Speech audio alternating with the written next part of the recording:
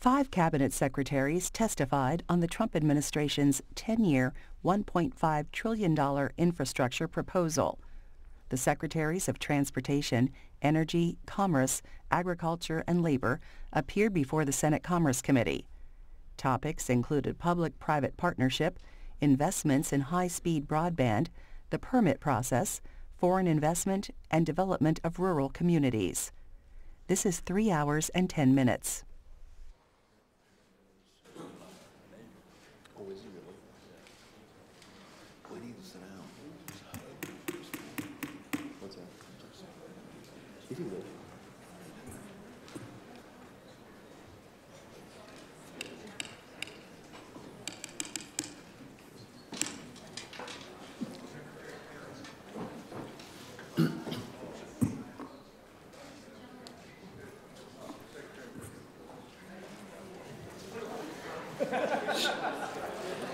I believe he's running for office. I was going to say, some of these former politicians just can't stop schmoozing, can they?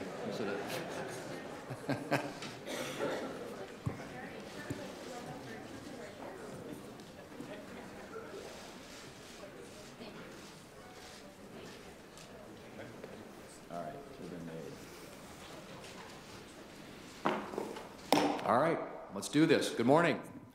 Today we are here to discuss infrastructure in America. In 1956, President Eisenhower and Congress saw the need to move people and goods quickly across the country, and their vision of an interconnected nation paid off, helping to fuel years of economic growth. The infrastructure built in that era continues to fuel growth today, but now we face the challenge of maintaining and improving these critical assets. And our infrastructure needs are evolving in ways that would have been impossible to predict just a few decades ago. For instance, with the rise of the Internet and cell phones, we face the new challenge of building infrastructure to facilitate access to these technologies for everyone. The principle is the same today as it was then. Our nation must stay interconnected.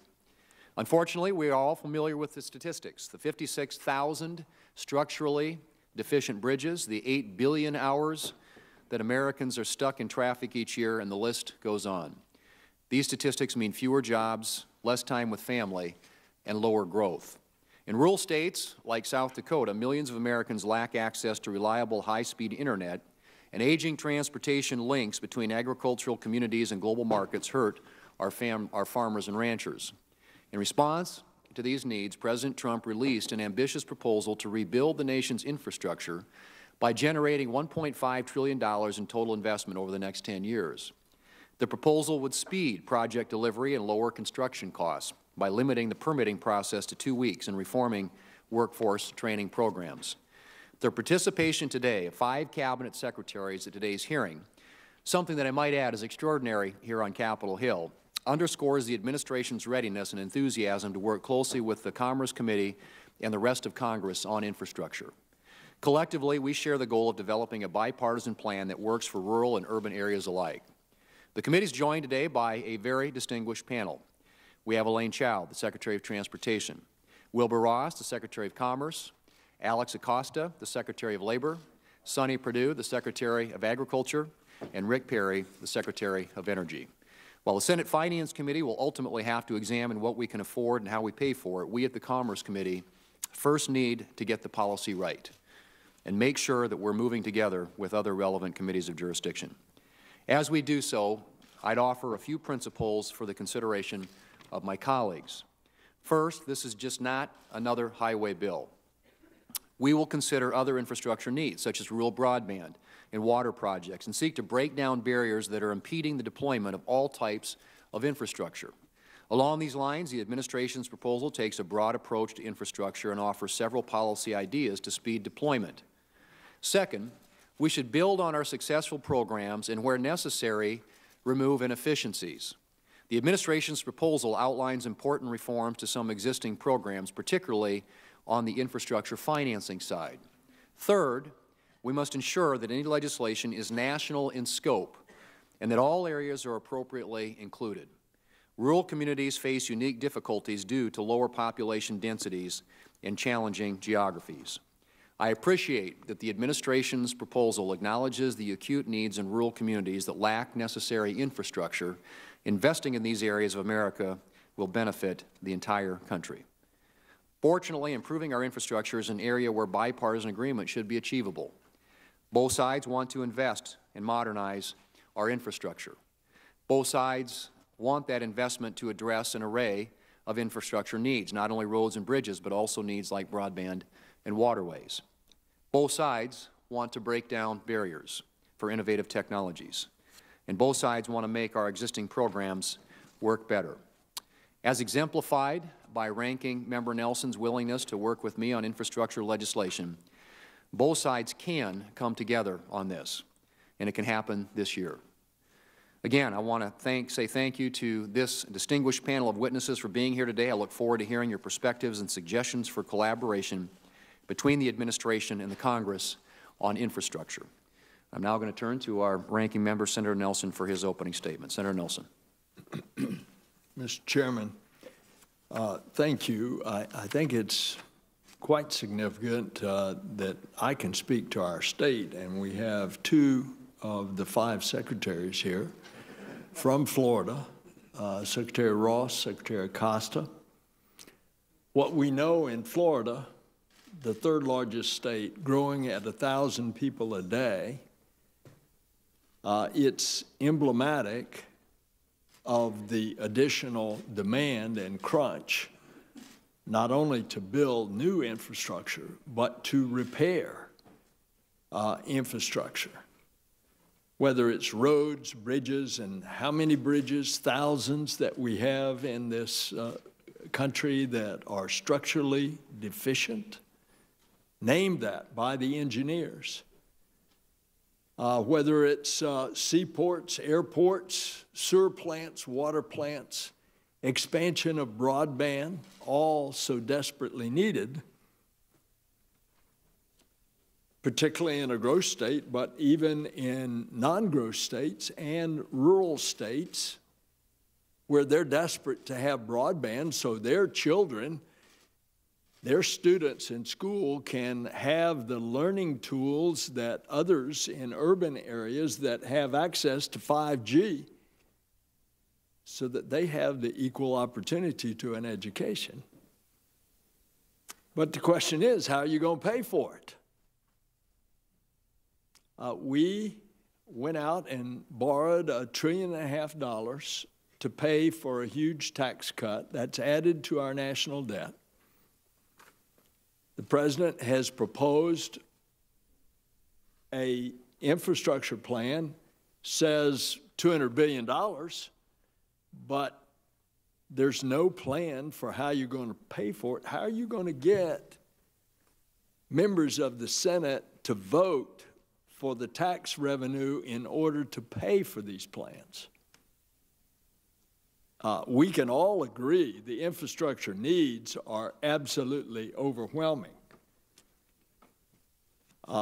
Indeed, you saw what some of the dollars for infrastructure from the stimulus bill to help us get out of the recession, the severe recession that we were in, and yet we had sitting on the table the first project for high-speed rail to go right down the middle of Interstate 4. The right-of-way was already there, and the state of Florida and the governor of Florida turned down $2.4 billion on the table to do that huge infrastructure project that the Florida Department of Transportation study, in fact, showed would pay for itself in the first year, and by the 10th year would be making $30 million a year. It was a missed opportunity. And so how are we going to pay for it? Well, it ought to be clear we can't toll our way out of it. We've used toll roads in Florida very well, and it helps. But you can't expect all of the travelers of this country to go out and pay to get on a road. To address this infrastructure crisis, a few of our colleagues have put out a plan for $1 trillion. $1 trillion of infrastructure. We know it's there, but we also know that in order to pay for it, you're going to have to go back. Could we not just, instead of a tax cut that went from 35% corporate down to 21%, could we not bring that down 10 points to 25% and use that additional revenue for infrastructure? This is real money, and it would be completely paid for, that $1 trillion infrastructure plan. I'll give you just a couple of examples in closing, Mr. Chairman. We could expand I-4. We could rebuild the Howard Franklin Bridge across Tampa Bay. We could expand access to quality and affordable high-speed internet service. We could also upgrade the 911 system that is desperately in need of upgrading. And we could invest in projects like many in the testimony today will mention. And so that's why I want to work with you, Mr. Chairman, our colleagues on this committee, to see if we can come up with good ideas in which to move forward. The clock is ticking, and we can't afford to ignore the infrastructure needs of this country. Thank you, Mr. Chairman. Thank you, Senator Nelson. And as I mentioned earlier, we have a very distinguished panel with us today, and we will ask as much as members of the Cabinet can to confine their oral statements to 5 minutes. We'll make sure that all the materials and statements are included as a matter of the record of the hearing, but it'll give opportunities for members of the committee, and I suspect that we have a lot of people who want to ask questions and an opportunity to do that. So we will start on my left and your right with the Secretary of Transportation, Secretary Chao. So welcome, thank you for being here, and please proceed. Chairman Thune, Ranking Member Nelson, and members of the committee, thank you so much for the opportunity to be here today. Our nation's infrastructure is the backbone of our world-class economy, the most productive, flexible, and dynamic in the world, and it's a key to our economic growth and productivity. But as you have heard, too much of our infrastructure is aging and in need of repairs. The challenges are everywhere. Traffic congestion and delays cost drivers nearly $160 billion annually. About a quarter of our nation's bridges, as you have heard, are deemed structurally deficient, which means that they're in need of improvement, not that they're unsafe. More than 20% of our roads are in poor condition, and the transportation needs of rural America, which account for a disproportionately high percentage of our nation's highway fatalities, have been ignored for too long. That is why 12 agencies have come together to help develop a comprehensive infrastructure framework, which the President announced as a priority in his State of the Union address in 2018. Transportation is one component, which is why I am joined here by my fellow Cabinet Secretaries. The initiative includes, but is not limited to, drinking and wastewater, energy, broadband, and veterans hospitals as well. The goal of the President's proposal is to stimulate at least $1.5 trillion in investment spending and includes a minimum of $200 billion in direct federal funding. The guiding principles are: 1, to use federal dollars as seed money to incentivize non-federal infrastructure investment; 2, provide for the needs of rural America; 3, streamline permitting to speed up project delivery; and 4, reduce unnecessary and overly burdensome regulations. And as a former Labor Secretary, I'm especially pleased that Secretary Acosta is here to discuss ways to help workers access the skills needed to build these new projects. Some estimates put our country's infrastructure needs at approximately $4 trillion. We cannot address a challenge of this magnitude with federal resources alone or by borrowing. That approach will crowd out the capital markets, hinder economic growth and job creation. So the President's plan allows the private sector to help in the building of our public infrastructure. Nonprofit endowments and private pension funds, for example, have demand for conservative investments like public infrastructure, which have collateral that will not walk away. In addition, the private sector involvement helps to allocate risk. Under a well-structured transaction, If a project is not successful, the private sector bears the first loss instead of the taxpayers. The department recognizes that different regions require different solutions, but private sector investment in public infrastructure is currently allowed in some form in 35 states and should be encouraged where appropriate. So the department is also implementing the President's One Federal decision, which was announced on August 15th, 2017, to help speed up the delivery of new infrastructure and reduce cost. But they're not enough to achieve the President's 2-year timeframe. To accomplish this, the redundancies and inefficiencies stemming from multiple federal agencies making decisions on a single project must be addressed. So, Mr. Chairman, Senator Nelson, thank you again for inviting me, and I look forward to answering all of your questions. Thank you, Secretary Chao. Secretary Ross. Chairman Thune, Ranking Member Nelson, and members of the committee, I thank you for the invitation.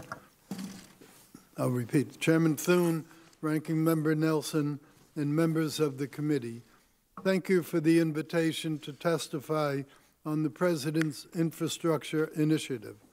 As President Trump has long said, our nation's infrastructure is crumbling, and we desperately need better roads, bridges, highways, railways, and waterways across the country. And if we are going to continue growing, creating jobs, and developing a 21st century workforce, we must build this new infrastructure with American heart, American hands, and American grit. First, our plan will streamline permitting for infrastructure projects, remove unnecessary impediments to progress, and we will bring the process down from the current 8-year average to 2 years or less. Here in the room is the President's chart that illustrates the 120 some odd steps required for infrastructure permit approvals. It's almost taller than I am. It's a wonder anything ever gets done. A faster process would provide certainty and free up capital currently wasted on red tape. Commerce is working hard on deregulation. Over the past year, the Department's Regulatory Reform Task Force identified over 50 deregulatory actions that will unleash American ingenuity. Many of these efforts focus on regulations that prevent or delay infrastructure projects. Notably, our National Marine Fisheries Services, NMFS, committed to reduce processing time for informal consultations under the Endangered Species Act from over 100 days to just over 50 days. By eliminating unnecessary steps, increasing tracking, and improving workforce management, we are already exceeding that goal. As you know, the administration's infrastructure initiative proposes to leverage $200 billion federal dollars to spur up to $1.5 trillion of total investment. To accomplish this, the federal government will partner with state, local, tribal, and when appropriate, private sector stakeholders. To be clear, this is not privatization of infrastructure. Rather, we want targeted federal spending that promotes state and local investment while incentivizing public-private partnerships. The goal is to amplify every taxpayer dollar and to restore control to local government. Today, I will focus on the $20 billion Transformative Projects program that will be led by the Department of Commerce. Commerce chairs the committee providing federal aid for bold and innovative projects, transformative projects that would dramatically benefit communities across America. Those projects that would not otherwise attract private sector investment without federal incentives because of the risk. but their potential local and regional impact would provide significant bang for the buck if they succeed. Commerce is already prepared with ideas. Surgically targeted projects like regional hub concepts that link multiple states' economies, satellite-based broadband, new and expanded spaceports, blockchain supply chain management, augmented reality to improve city congestion, and new dredging technologies for deeper ports. Another good example is NOAA's Precision Navigation Project. It transmits high-resolution safety contours, tide levels, currents, wave heights, and other features to help mariners safely navigate congested waterways. The system was applied to the Port of Long Beach, leading to a 4-foot increase in draft, allowing for larger ships and increased traffic. Tankers now can load $8 million more each than previously, and the total cost of the project was only $5 million. Finally, Commerce is developing an infrastructure program for the Select USA Investment Summit this summer. It is the major federal program to promote infrastructure and foreign direct investment. Last year, we had over 3,000 attendees. This year, the young King of Spain will be one of our featured speakers. Spain specializes in infrastructure. The department is also assessing how to bring broadband to rural areas in support of advanced manufacturing, telemedicine, and the evolving digital economy. Commerce stands ready to work with Commerce to develop a comprehensive legislative proposal. The America First strategy must restore our crumbling infrastructure. It's essential to jobs, economic growth, and national security. It's time to build a stronger America. Thank you for inviting me to testify before you today. I look forward to your questions. Thank you, Secretary Ross. Secretary Acosta. Chairman Thune, thank you. Ranking Member Nelson, it's good to see you, members of the committee.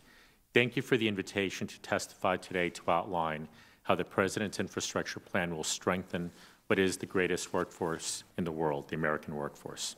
Last Friday, our Bureau of Labor Statistics announced the strongest monthly job creation numbers since President Trump's election, with nearly 313,000 jobs added. American job creators have added nearly 3 million jobs since the election. Unemployment has fallen to 4.1%, a 17-year low. And the February report also revealed that manufacturing, mining and logging, and construction collectively have had the highest month-to-month growth rate since 1998. And so the President's infrastructure plan has the potential to expand and deepen and extend these positive trends for years to come. It is a great time to be a job seeker in America. It is a great time to be a job creator in America. The President's plan, importantly, not only invests in physical infrastructure, but it also invests in workforce development.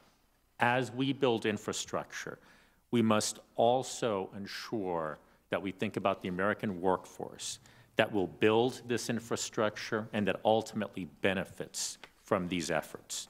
And so the President's plan includes common sense targeted approaches to funding and flexibility so that Americans can obtain education directed toward the shared goal that we all have, a good, safe, family-sustaining job. So the President's plan proposes 4 important workforce areas. 1, extend Pell Grants to high-quality, short-term programs that provide students with the certification or credentials for in-demand jobs. This is a big one. Extend the Pell Grants. Secondly, reform the Perkins Career and Technical Education programs to ensure that more students have access to high-quality technical education to develop skills that are needed and required in our economy. 3, better target federal work-study funds to help more students obtain important workforce experience while they're in school through programs like apprenticeships.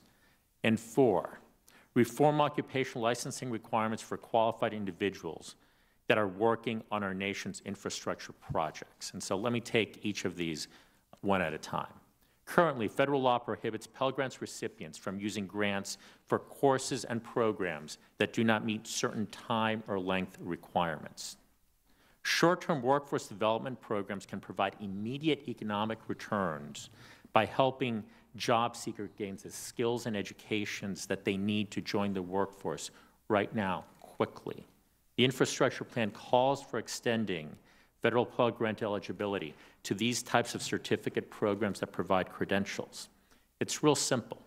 If the American workforce prefers a credential program at the same institution over a longer-term program, why can't they not take that shorter program now and start making money more quickly? Secondly, the Perkins Career and Technical Educational Program. The President's proposal would reform career and technical educational programs.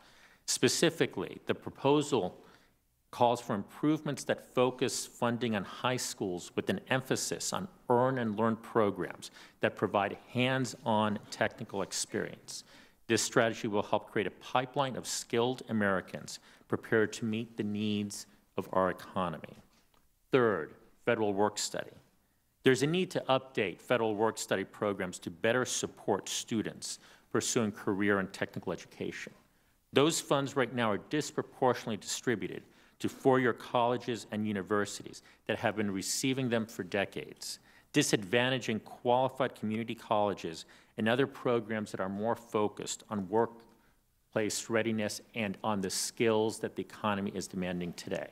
And so the President's infrastructure calls for updating the funding formula to send these work-study program funds to schools with a strong record of enrolling individuals in Pell Grants and similar programs. And finally, the President's proposal includes a provision to reduce licensing barriers that prevent Americans from using their skills across state lines. I've talked to so many state and local officials, and I've offered the following advice. If licenses are unnecessary, eliminate them. If licenses are necessary, and sometimes they are, for health and safety, streamline them or make them reciprocal with other states.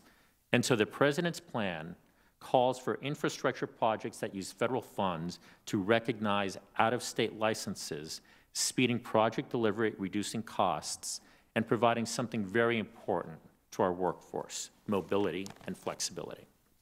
And so in sum, the workforce components of the President's infrastructure plan will empower Americans to build skills and will allow employers to obtain portable credentials with their employees. And in the end, this is going to lead to good family-sustaining jobs. And so we look forward to working with your committee and with other committees to advance what really is a shared goal of good, safe, family-sustaining jobs. Thank you. Thank you, Secretary Acosta. Secretary Perdue. Thank you, Chairman Thune and Ranking Member Nelson and members of the committee.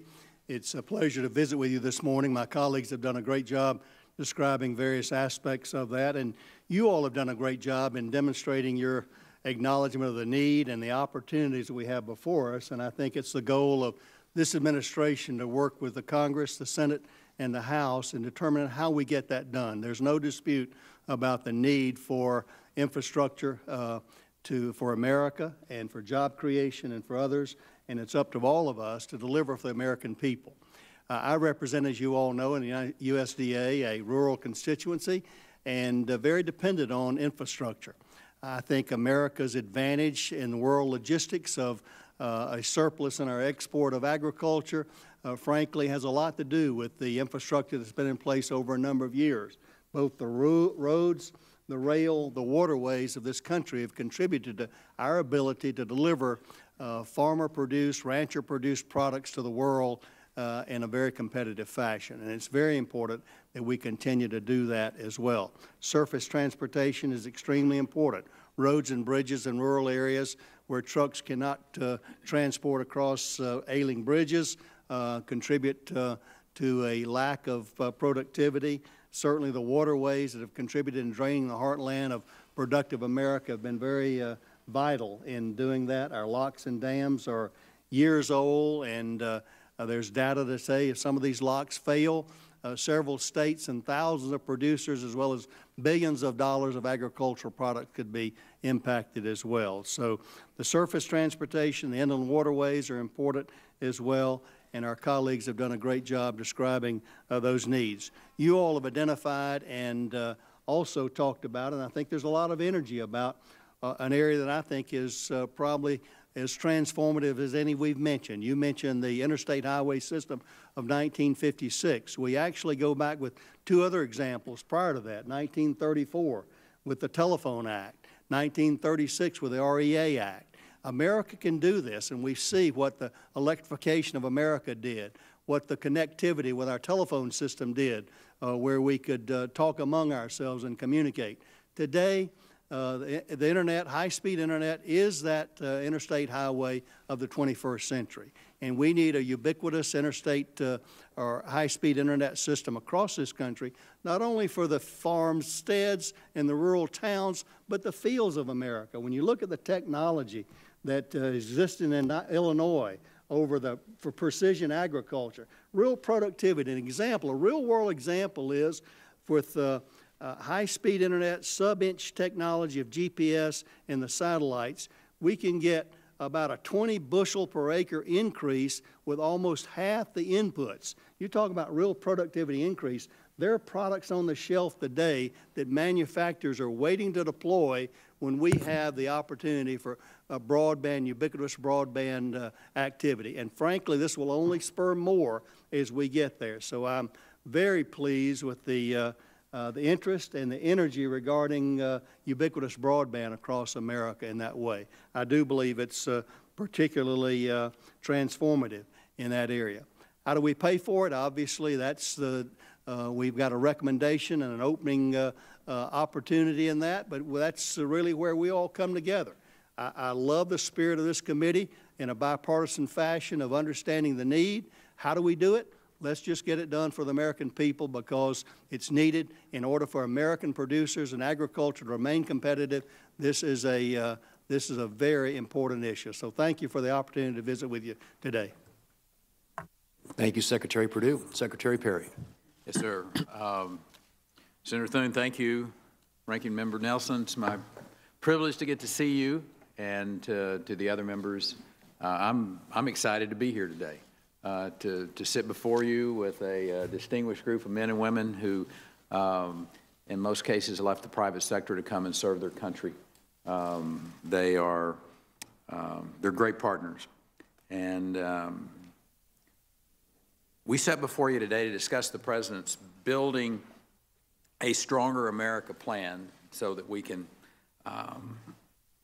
have this discussion, how we upgrade, how we modernize our nation's infrastructure and the processes that we use to evaluate and to approve these projects.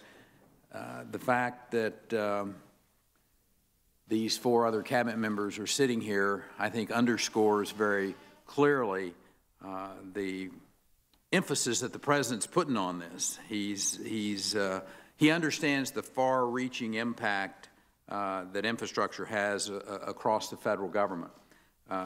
And in my capacity as Secretary of Energy, and I might add as a private citizen, I've been rather blessed to travel almost to every state in the nation over the course of the last 20 or 30 years. And in far too many places, it's just struck me about how outdated the infrastructure is. There are too many instances where it is just absolutely an unacceptable state of disrepair. It's damaging our nation's competitiveness and our citizens' quality of life. Fortunately, there is bipartisan agreement here that we got to do something about this. We got to build. We got to build more. And when I say infrastructure, you know, most people think about roads and bridges and airports, seaports, the waterways, other assets that are generally considered public infrastructure, but infrastructure also includes this vast and predominantly privately held, owned and operated network of rails, of wires, nearly 2.4 million miles of pipeline that move energy to American families. And our economy really relies upon that. This interconnected web of critical assets, they carry products that fuel our cars, they heat our homes, they power our businesses. Much of this infrastructure goes unseen. But let me tell you, the moment the lights don't come on or the heat isn't there, people are paying attention. As the secretary that's charged with, and I might add, supporting America's energy sector infrastructure, I'm intently focused on the strength of that infrastructure and, Senator Thune, its security. Now, I'm not a regular witness here in front of this committee, but I never miss an opportunity to share with the members of the Senate the work that we're doing over at the department to enable industry, system operators, regulators to protect America's energy infrastructure from cyber or physical attacks. DOE is in the process of establishing a new Office of Cybersecurity, Energy Security, Emergency Response, acronym is CSER, to enhance the resilience of our energy assets and better protect them from this growing cyber threat that is out there. Both the public and the private sector also need to upgrade, to modernize our physical infrastructure. Just like Sonny, a former governor, I enthusiastically support the way that the President is planning to do so. And let me share with you why, from my perspective. First and foremost, the President's plan, it embraces America's time-honored Federalist tradition.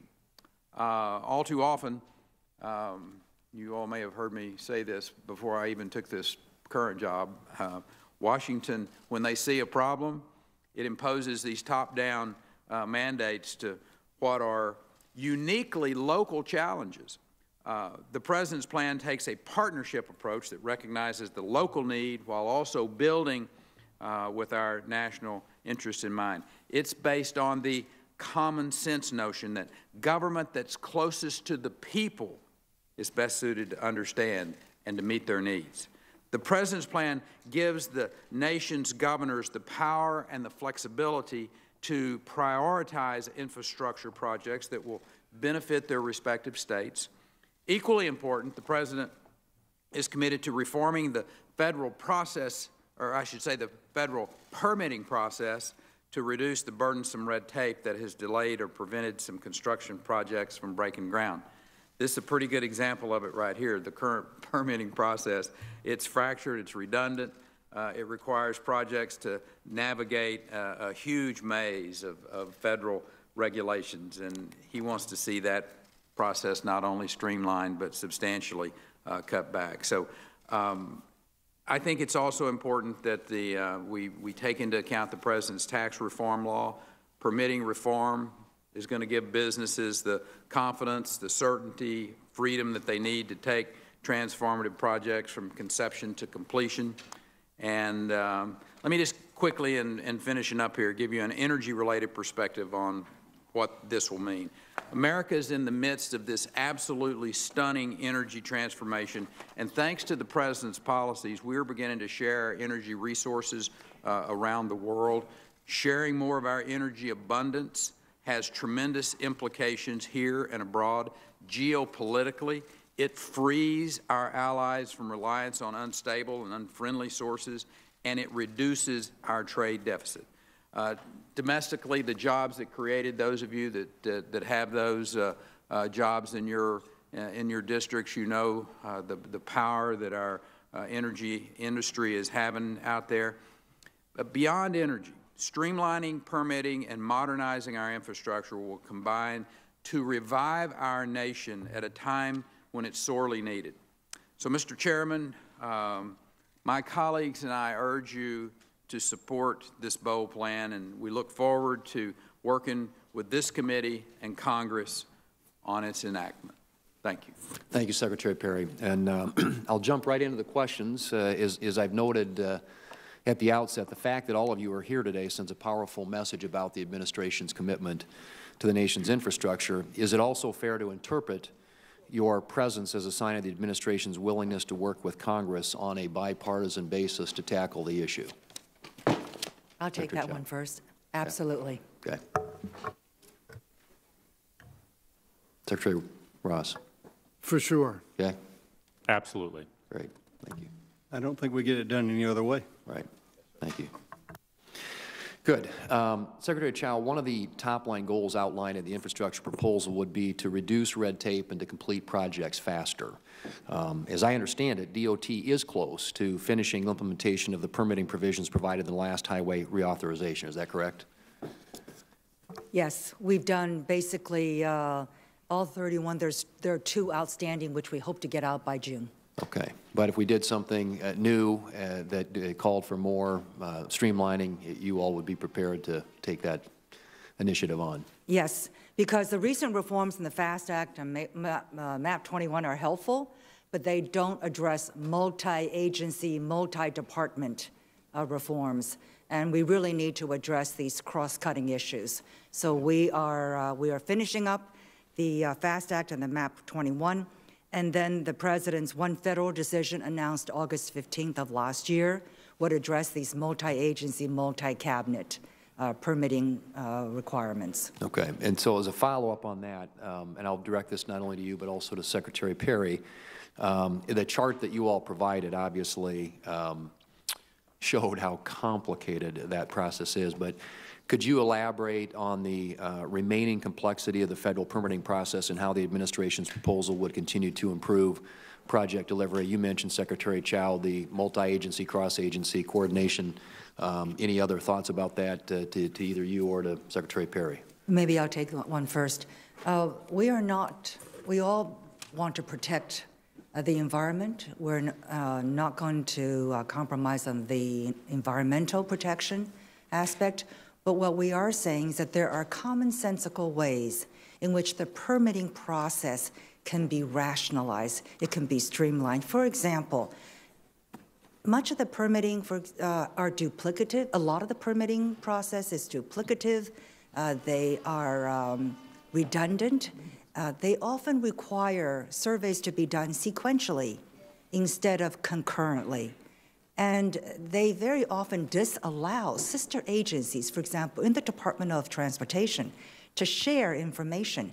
Each agency has to go out with their own surveys, and they have to go out with a different time frame so that it's a day or 2 behind. So these studies are extra work that's added on. A very commonsensical way to approach that would be to make these studies go concurrently, allow sister agencies to share information with one another. So these are the kinds of streamlining efforts that we're talking about. Okay, thank you. Secretary, anything to add to that? Yes, sir, and I'll try to be brief here when I talk, and I'm going to talk with some specificity here. As the governor, and a governor that had a state with multiple ports, Beaumont, Corpus Christi, Houston, Brownsville, just to name 4 major. Corpus Christi, for instance. Corpus Christi is a port that has had a project to basically make it more efficient, to dredge it out, to upgrade it, on the books for over a decade. And from time to time you get the federal agencies that are in conflict with each other, as I mentioned in my remarks. And 61% of the crude that goes out of this country goes out of the port of Corpus Christi. And to be able to allow that project to go forward, and they Kansas City has received funding in the FY17 omnibus that was passed last year for a project. It's a small start transit project, and I know transit is outside of this committee's jurisdiction, but I'm also a member of the banking committee that has jurisdiction, and transit is an important part of our infrastructure plan. there has been no money received from the Department of Transportation. That $29 million, as I understand it, is still sitting idle, and each month of delay is costing the project more money. I just would ask you to ask your staff to look into why those dollars have not been forwarded to Kansas City and how I can help the Department of Transportation or Kansas City solve that problem. I'll take a look. Thank you, Madam Secretary. In 6 seconds, Secretary Perdue, I would raise the same issue with you in regard to coordination, rural utility services, FCC.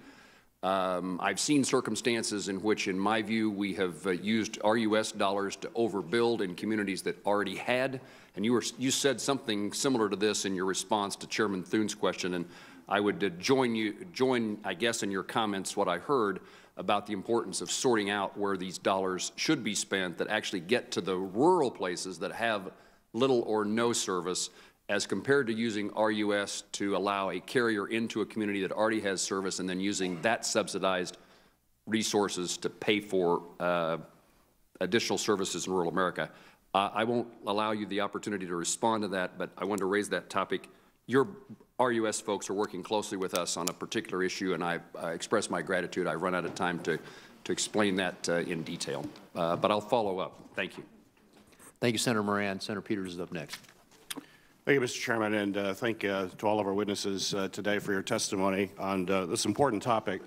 You know, as I've been sitting here listening to the testimony, I've been trying to find out how we actually deal with this problem. I think we all agree, as was heard from the testimony of all of you, is that we're really good at identifying the problem. We've got the identification of the problem down cold. We've got to fix infrastructure. But that's not the challenge. The challenge is how we're going to pay for it. If we knew how to do that, this thing would have been solved a long time ago. And I have not heard anyone talking about that in a substantive way other than we want local governments to do it. We want private companies to have toll roads. I don't know what that breakdown is. I know right now our local governments are stretched. We had a hearing yesterday with local governments in Michigan saying that they're already near their cap as far as the millage that they can raise for roads. They don't have the resources. They need a federal partner. They're used to having federal projects where they put in 20% and the federal government puts in 80%. From what I'm hearing now, you've got a new plan from President Trump that says we'll give you 13% and you come up with 87%. I know we have two former governors here. I know what your reaction would be if a president said, we'll give you 13%, you come up with 87%. I know the deal used to be the federal government used to do 80. We've now flipped it on you. That doesn't seem like a plan, particularly when states are stressed a great deal. I've heard about creative approaches. In addition to tolls, I've heard, well, we can just go into debt more. But the problem with debt is you still have to pay it. Debt isn't forever, so we've got to deal with it. And until this administration comes forward with an actual concrete plan as to how we pay for it, let's be honest with the American people. This is just smoke and mirrors right now. That's basically what it is. But I do have some specific questions that I'd like to ask to Secretary Chao and Acosta. In the proposal of the administration, you talk about giving flexibility to organizations to move away from some requirements if the federal investment in the projects is de minimis. I think this whole plan is basically de minimis federal help, but nevertheless, my question is, how do you define those exemptions? And I would hope they would not be Davis-Bacon or Buy American provisions. Secretary Chao, would you agree that as this program goes forward, we will protect both Davis-Bacon and Buy American as critical components? Well, the President has been very clear about the importance of Buy American. I think all of our cabinets have been very vigilant on that. On the issue of Davis-Bacon, I may differ with my colleague, but I obviously think that this bill needs to be done on a bipartisan basis. And you're telling me that obviously if there are not such agreements, they would be very hard to achieve. Thank you. Secretary Acosta. Let me just briefly respond that this bill is bipartisan. It needs to go forward on a bipartisan basis. And I would agree with both statements by Secretary Chao. Great. Secretary Acosta, the other point that you made in your testimony was how we have to make sure that American workers have, and I think your quote is family-sustaining jobs, which certainly I can't agree more, and I hope everybody here agrees that. And with an infrastructure program, hopefully we'll put a whole lot of people to work in these infrastructure programs as well. But in order to have a family-sustaining job, you need to have a fair wage. And at this moment, recent publication did an investigation that shows that there are an awful lot of folks who are simply not getting paid the minimum wage. And even though cases are brought to collect that, most of that money doesn't actually get back to the workers. In fact, according to the political investigation, overtime laws that are not enforced properly cost an estimated $15 billion in lost wages to folks who don't even get a minimum wage. And I think you could argue the minimum wage is tough to sustain a family on to begin with, and they're not getting it. So my question is, do you need additional authority to enforce these laws, or is there a lack of will from the Department of Labor to enforce minimum wage laws? So, Senator, thank you for the question. And as I testified last week before a different committee, there is certainly no lack of will, and our enforcement on minimum wage laws is quite strong. One of the issues that you see, particularly on the private side and private enforcement actions, is these enforcement actions are very costly. They take a long period of time. And so one program that we just rolled out that, and we rolled it out as a pilot project to see how it works, is called PAID, where if an employer currently sees that they made a mistake, right now there is little incentive for that employer to come forward, because if they come forward, there is no clear mechanism to resolve the matter. But if the employer comes forward, we will work with them. We will make sure that 100% of the dollars go back to the employees. And if they come forward and if they admit to it and we work with them on an internal audit, we will make sure that 100% of the dollars go back to the employees. And by bypassing the litigative system and letting them say, we made a mistake, we want to pay what we owe, we hope that the dollars go back to the employees much more quickly. Well, I hope you continue to enforce that aggressively. It's absolutely critical for workers who are on the edge. Mr. Chairman, if I could just ask a quick yes or no question of Secretary Ross. Secretary Ross, you and I have spoken on a few occasions related to a situation with our cherry growers in Michigan who are facing the dumping of products. You have been very open to meeting with them. I would like to know if we can possibly set up a direct meeting with cherry growers with you in your office. I certainly would appreciate it. Surely. Thank you, Secretary. Thank you, Senator Peters. Next up is Senator Duckworth. I want to thank the Chair and Ranking Member for this, today's hearing. We've heard a lot about prioritizing infrastructure investment over the last couple of years. For many Americans, Democrats and Republicans alike, that is music to our ears, and especially to mine. But given the high priority the President has placed on rebuilding America, you'd think we'd be further along in this process and in this conversation that we're having today. Other than releasing a 50-page proposal with a few documents, the President and his allies in Congress have failed to set the stage for any meaningful investments in our aging infrastructure, leading many folks in my home state to wonder if this is a serious infrastructure campaign by the White House. So let me just break this down. The President's FY18 budget included $200 billion for his infrastructure proposal, but it slashed $345 billion in programs, from infrastructure programs. The Presidents and Republicans in Congress set aside $1.5 trillion to spend on their tax proposal, but didn't put aside a single penny for infrastructure. When the President and our Republican colleagues enacted their tax bill, can anyone guess how much of the $1.5 trillion they set aside for his infrastructure plan? Nothing. And let's not forget that the tax bill made corporate rates permanent, but rates for hard-working families will expire in just a few years. And finally, the President's FY19 budget, released in conjunction with the infrastructure plan, once again cuts more infrastructure spending than is actually included in his proposal. So there's a net loss in dollars for infrastructure. So although I doubt that any of the witnesses will give me a straightforward answer here, the question my constituents are asking is this: if the President is serious about rebuilding America, and I hope that he is, why does every decision he makes move for us further away from that goal? Secretary Chao, the President clearly omits any analysis of how best to pay for the federal share of his proposal. but I would hope that the Department of Transportation has actually analyzed potential revenue opportunities to inform the debate. And I know you say you're agnostic on the issue on many of the rates, but can you give us a sense of what potential revenues your department may have considered when developing the infrastructure proposal? Either considered and discarded or considered and think viable, but have you actually done any analysis into what those revenues sources might be? I'm happy to answer your question, Senator. First of all, the infrastructure proposal was always going to come third after the Affordable Health Care Act and after tax reform. And we sent principles instead of legislative language because it was an open show of cooperation with the Congress, that we wanted to work with the Congress and not be prescriptive with specific legislative language. As for the Department of Transportation's budget, the fiscal year 2019 is pretty much like the fiscal year 2017. The 2018 was a bump up, but overall, 2019 and 2017 was pretty much the same. In fact, the mandatory part of the DOT budget increased by more than 4%. So the total budget is pretty much the same. I'm talking about the infrastructure packet. Yeah, I'm getting to that. I'm getting to that. Yeah, thank you. So as for the pay-fors, I agree with you. That is a very difficult question.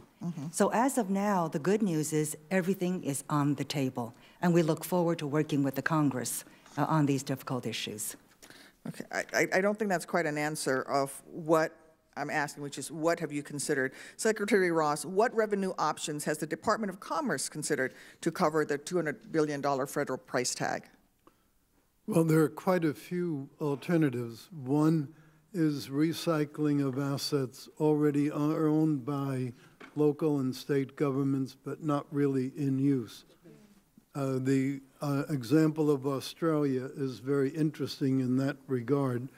The various local entities have sold off unneeded assets, and in some cases already revenue-producing ones, and that produced cash that they could then leverage. But I'm talking about the federal dollars. You're talking about state dollars. Those are state assets that you're talking about. I'm asking, has any of the departments actually considered revenue sources, whether it is a highway trust fund or other ways that are federal assets that will help pay for this $200 billion? Yeah, we very much have. The Capital Revolving Fund is meant to deal with the issue of inefficient use of real estate in the federal government. And it's a revolving fund because it can be used over and over and over and have a multiplier effect on it. So that's a very specific use. And the other kinds of uses, there are federal assets that could be also sold and redeployed. There have been considerations about air traffic control. As you're aware, the Canadians used a nonprofit model for the divestiture of their air traffic control system, and that has worked pretty well. So there are all sorts of ways to get the revenues together. I'm sorry, I'm out of time, Mr. Secretary. I apologize for cutting you off. I just have to say that there's opposition to privatization of air traffic control, and I could not disagree with you more about the negative effects of that. That aside, I do want to commend you on your recent statements affirming your strong commitment to supporting American biofuels by opposing any policy that undermines the bipartisan renewable fuel standards program, and I really am pleased that you cleared the air by reassuring the Midwest that anything we hear suggesting that you personally are retreating from the RFS and are considering an embrace of a price cap on RINs is simply not true, and you've made many statements recently to that effect. Can you give me your word that you would continue to support the bipartisan RFS program and that you will strongly oppose any effort to diminish demands for renewable fuels, including fighting any efforts to cap the price for RINs? Well, a lot of those decisions are not the province of Commerce. What is the province of Commerce is controlling imports from other countries. And as you know, we've levied very big new tariffs against Argentina and Indonesia because of the anti-U.S. practices that they had. And that's a very big boost for the domestic biofuels industry. and we intend to continue to protect the growers in America and the processors of biofuels. Mr. Chairman, may I also just direct that same statement to our Secretary Perdue? No. Thank you. I will be happy to answer in the affirmative. Thank you. Thank you. Thank you. Senator Fisher. Thank you, Mr. Chairman, and thank you all for being here today. Mr. Chairman, I would like to enter into the record a statement from the National Association of Truck Stop Operators and the National League of Cities that highlights concerns about commercializing rest areas along the interstate system. Without objection. Thank you, sir. Secretary Perdue, the Rural Infrastructure Program in the administration's proposal would allocate funding to the governors of each state based on a rural formula. The rural formula would be based on rural lane miles and rural population. How does the administration intend to define rural for the purpose of this funding, really specifically as it relates to those rural lane miles? I know the Department of Agriculture has a number of definitions for rural, and other agencies do as well. What do you see happening here? We have a number of definitions of rural across the federal government. We would love to see that synchronized in there, so we would have a common definition of rural. It's one of the issues that we deal with in our rural development program over what's there, what's eligible and what's not, and oftentimes it misses the boat over creating the opportunity for regional partnerships in that area. So we would welcome that, and we'd be participative in any ideas that Congress may have, and much of this is statutory over the definition there. Obviously, what we're looking at from rural miles, that's where the infrastructure is. As you know, from the farm to the market, there's a lot of rural roads that have to be traversed. So lane miles is just where the infrastructure is. It's the bridges and roads out there that happen, the waterways out there in rural America that happen, so that contribute to our competitiveness.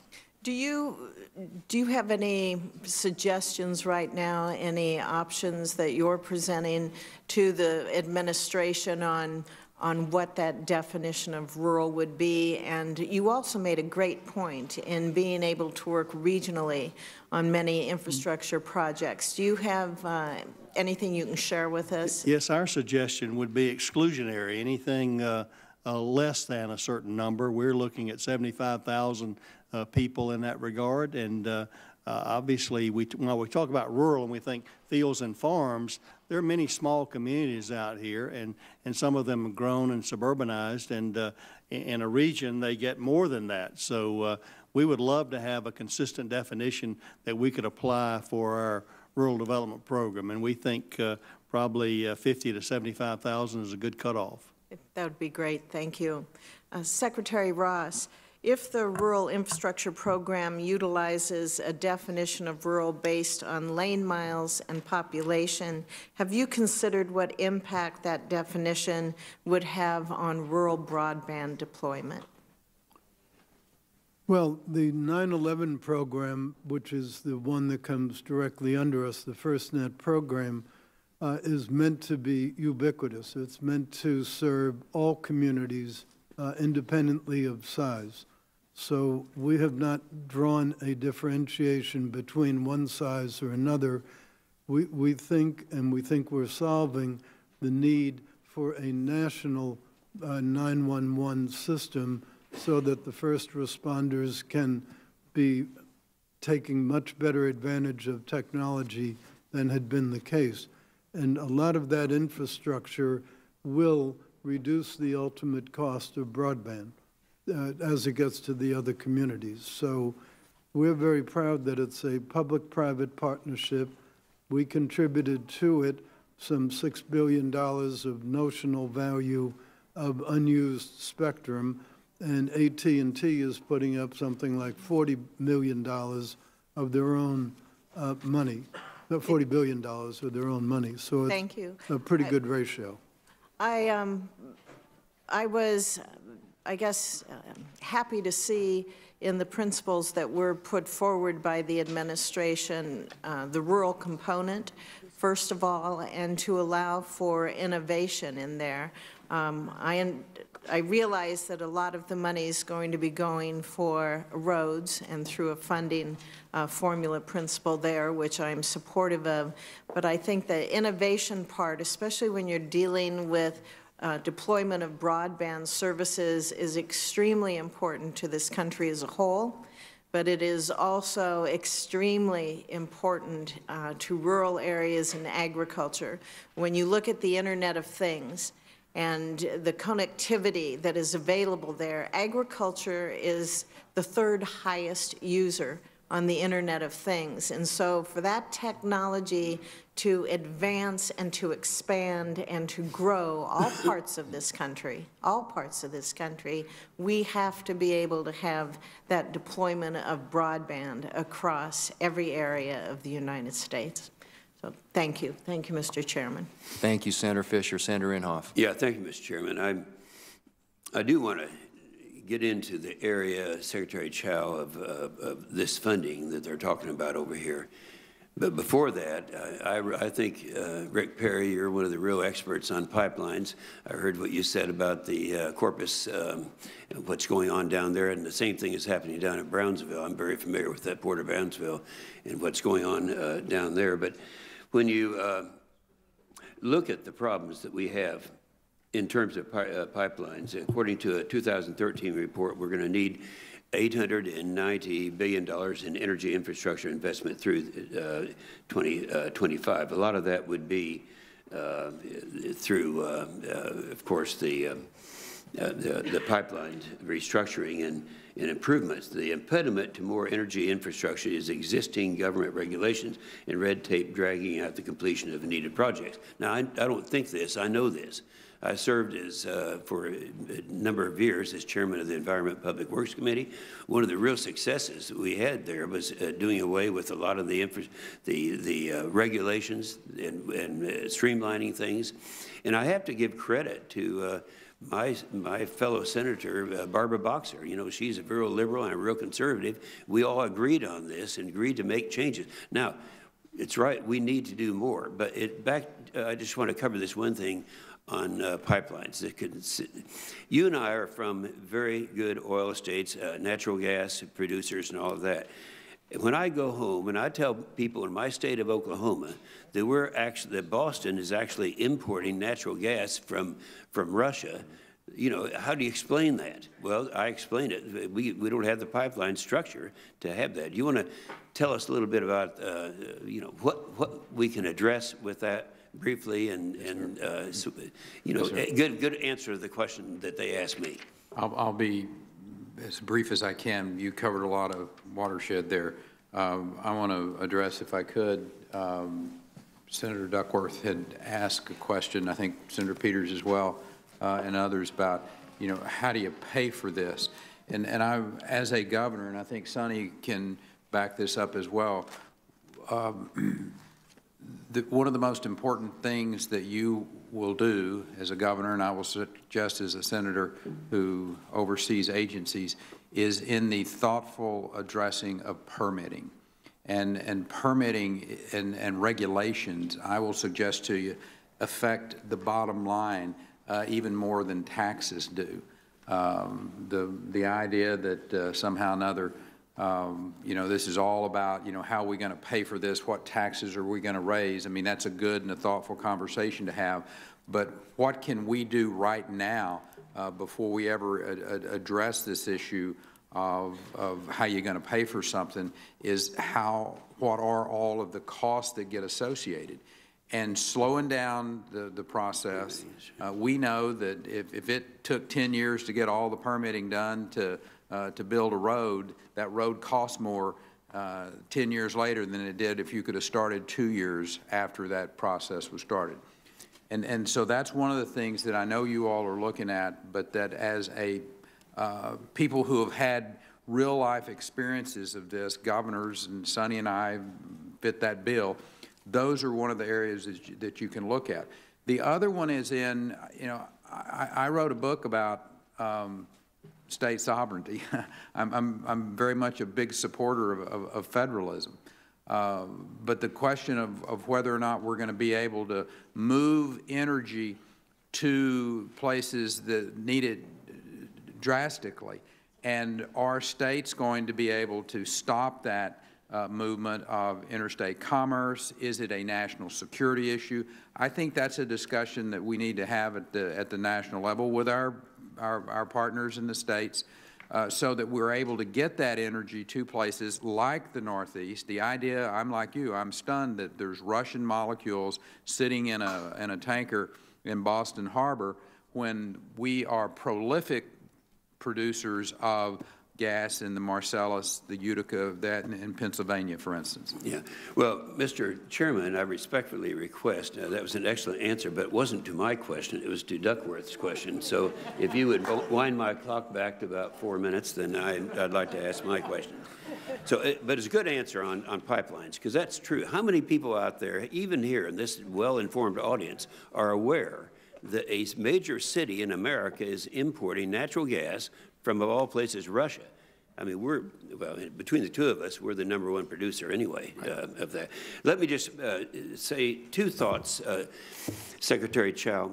All this discussion on how you're going to fund it. You remember, we forget, just 9 years ago, we had a new president coming in. His name is Barack Obama. And he wanted to have $800 billion for infrastructure. Remember that? How quickly we forget. And so they had the House and the Senate and total control of everything at that time. And so they got not $800 billion, $836 billion. Now, of all of that that he had at his disposal, what percentage do you suppose, Secretary Chao, of that actually went to infrastructure and transportation? Let me answer, because you may not have the answer to that. 3%. Only 3% of $836 billion actually went to transportation. Now, I remember at that time, because Barbara Boxer was a ranking member. Actually, she was the chairman. I was the ranking member. And we introduced amendments to try to force a large percentage of that. One of our amendments was to be sure that at least 35% went to infrastructure, since that was what it was represented to be. But it wasn't. Second thing I want to say, and this is something I know I'll get criticized for, but it's a fact. And by the way, I say to my friends over on the other side, this was a Democrat idea. This came in 1962 when we had Kennedy as the president of the United States. He said, we need, I think it's the exact quote, he said, we need more money revenue to come in to support the Great Society programs. And the best way to increase revenue is to reduce marginal rates. A novel idea. And it worked. Now, of course, he was assassinated right after that, but at the end of 3 years, the amount of money that was coming in as revenue increased by 30%. Then along came Reagan. At the time that Reagan came in, the total amount of money it took to run government was $469 billion. And so he said, well, Kennedy reduced the rates. The top rate went down from 90% to 70%. Remember that? So Reagan came in. He moved the top rate down from 70% to 50% and all other comparable rates. And what happened? The total amount of money it took to run the government from $469 billion raised to, as a result of that, to $720 billion. That's what's happening today. Why are we so blind we don't see it? We went through 8 years of Obama with a GDP increase average of 1.5%. It's already up in excess of 3%. No one disagrees with the argument that for each 1% increase in economic activity, that translates into $2.9 trillion over a 10-year period. So if you're really looking to see what's going to happen, keep those two things in mind. We were able to come up with that amount of money back at a time when it never was put into infrastructure as it was designed to be put in. And at the same time, we now have, it's hard to say to put an amount right now on it, but we do know that the increase in the EGP is a reality, and it happens. So Secretary Chao, I'd just like to... Senator Inhofe, you're well over. I think maybe you could submit the next one for the record. I think she knows what it is. Okay. Next up is Senator Heller, and if I could ask members to try and be a little bit more succinct in terms of their questions. Thank you. Mr. Chairman, thank you, and I want to thank the panel for being here today. It's a distinguished panel, and I'm grateful that you're here and had time in your schedule to answer some of our questions. I'd like to to direct my first part of my questions to Secretary Perry, an issue that, as you're well aware of, is important to the state of Nevada, and I was pleased to hear you talk about state sovereignty and federalism. So you probably know the questions that I'm going to ask. I'm looking at the federal budget here, and I'm assuming that you participated in putting this budget together for your department. Yes, sir. It was requested in 2017 that $120 million be requested for licensing, and the licensing for Yucca Mountain. Are you familiar with that request? Yes, sir, I am. Did you participate in putting and request that be put in the budget? Yes, sir. When I took the oath of office, I held my hand up and said that I was going to follow the rule of law and defend the Constitution, and it is the statutory responsibility for the Secretary of Energy to follow the law. Yeah. And the law tells us that that's what we're going to do, is to go through with that licensing process, and that's what those dollars are there for. Nothing more, nothing less. I understand. Does precedent matter also? I'm sorry? Does precedent matter? In other words, there hasn't been money put in that line item since 2010.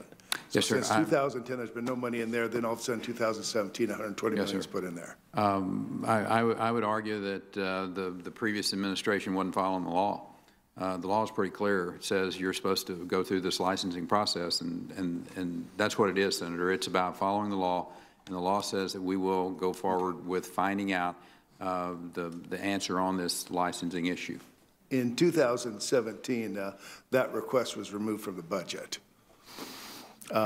Yes. 2018, in this budget, it's re-requested, another 120. Did you have anything to do with that? That's our budget, sir. Okay.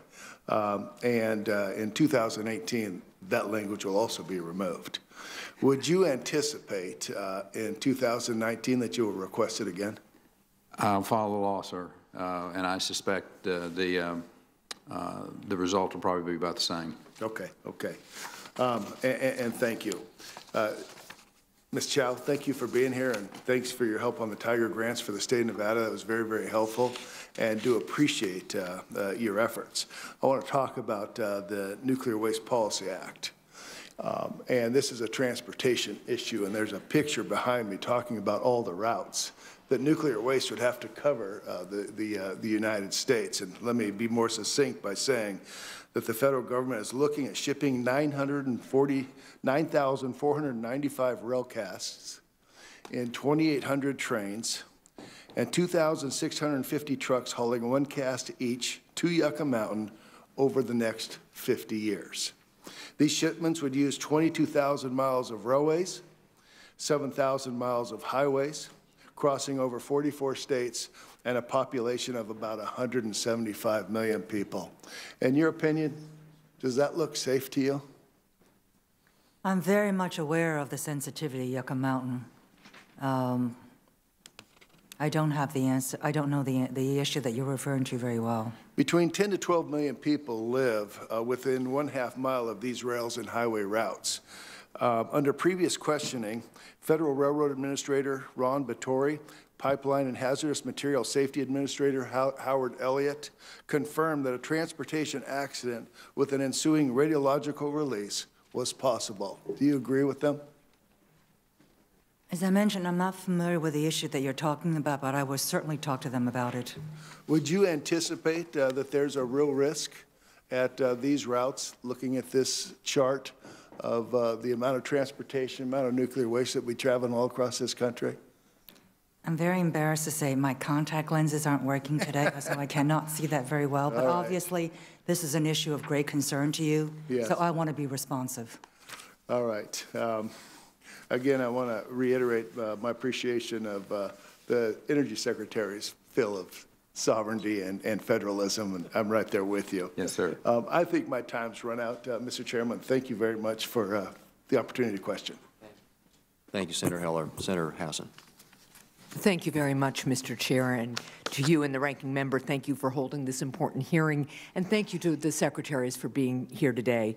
I'll start, Secretary Chao, with thanking you for the recent news that New Hampshire and Vermont will receive a $10 million Tiger grant for the Interstate 89 Lebanon-Hartford Bridge project. And that's going to help connect two regionally significant places, two interstate bridges that cross the Connecticut River. And I'll note, you've heard thanks from other senators up here. We are very grateful for the Tiger Bridge grants. It is very concerning that they don't appear in the President's budget, and we hope very much that the administration will understand how important this funding and these projects are to our states.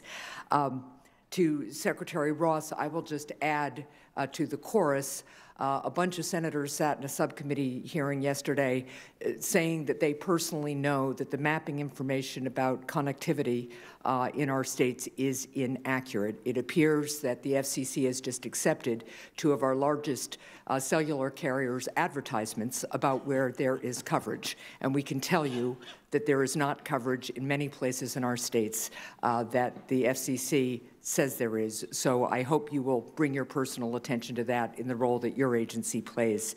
And lastly, as a former governor sitting up here, I will just say to the whole panel that states have been doing their parts in raising revenues for transportation infrastructure. A Republican legislature in my state raised the gas tax just a little while ago.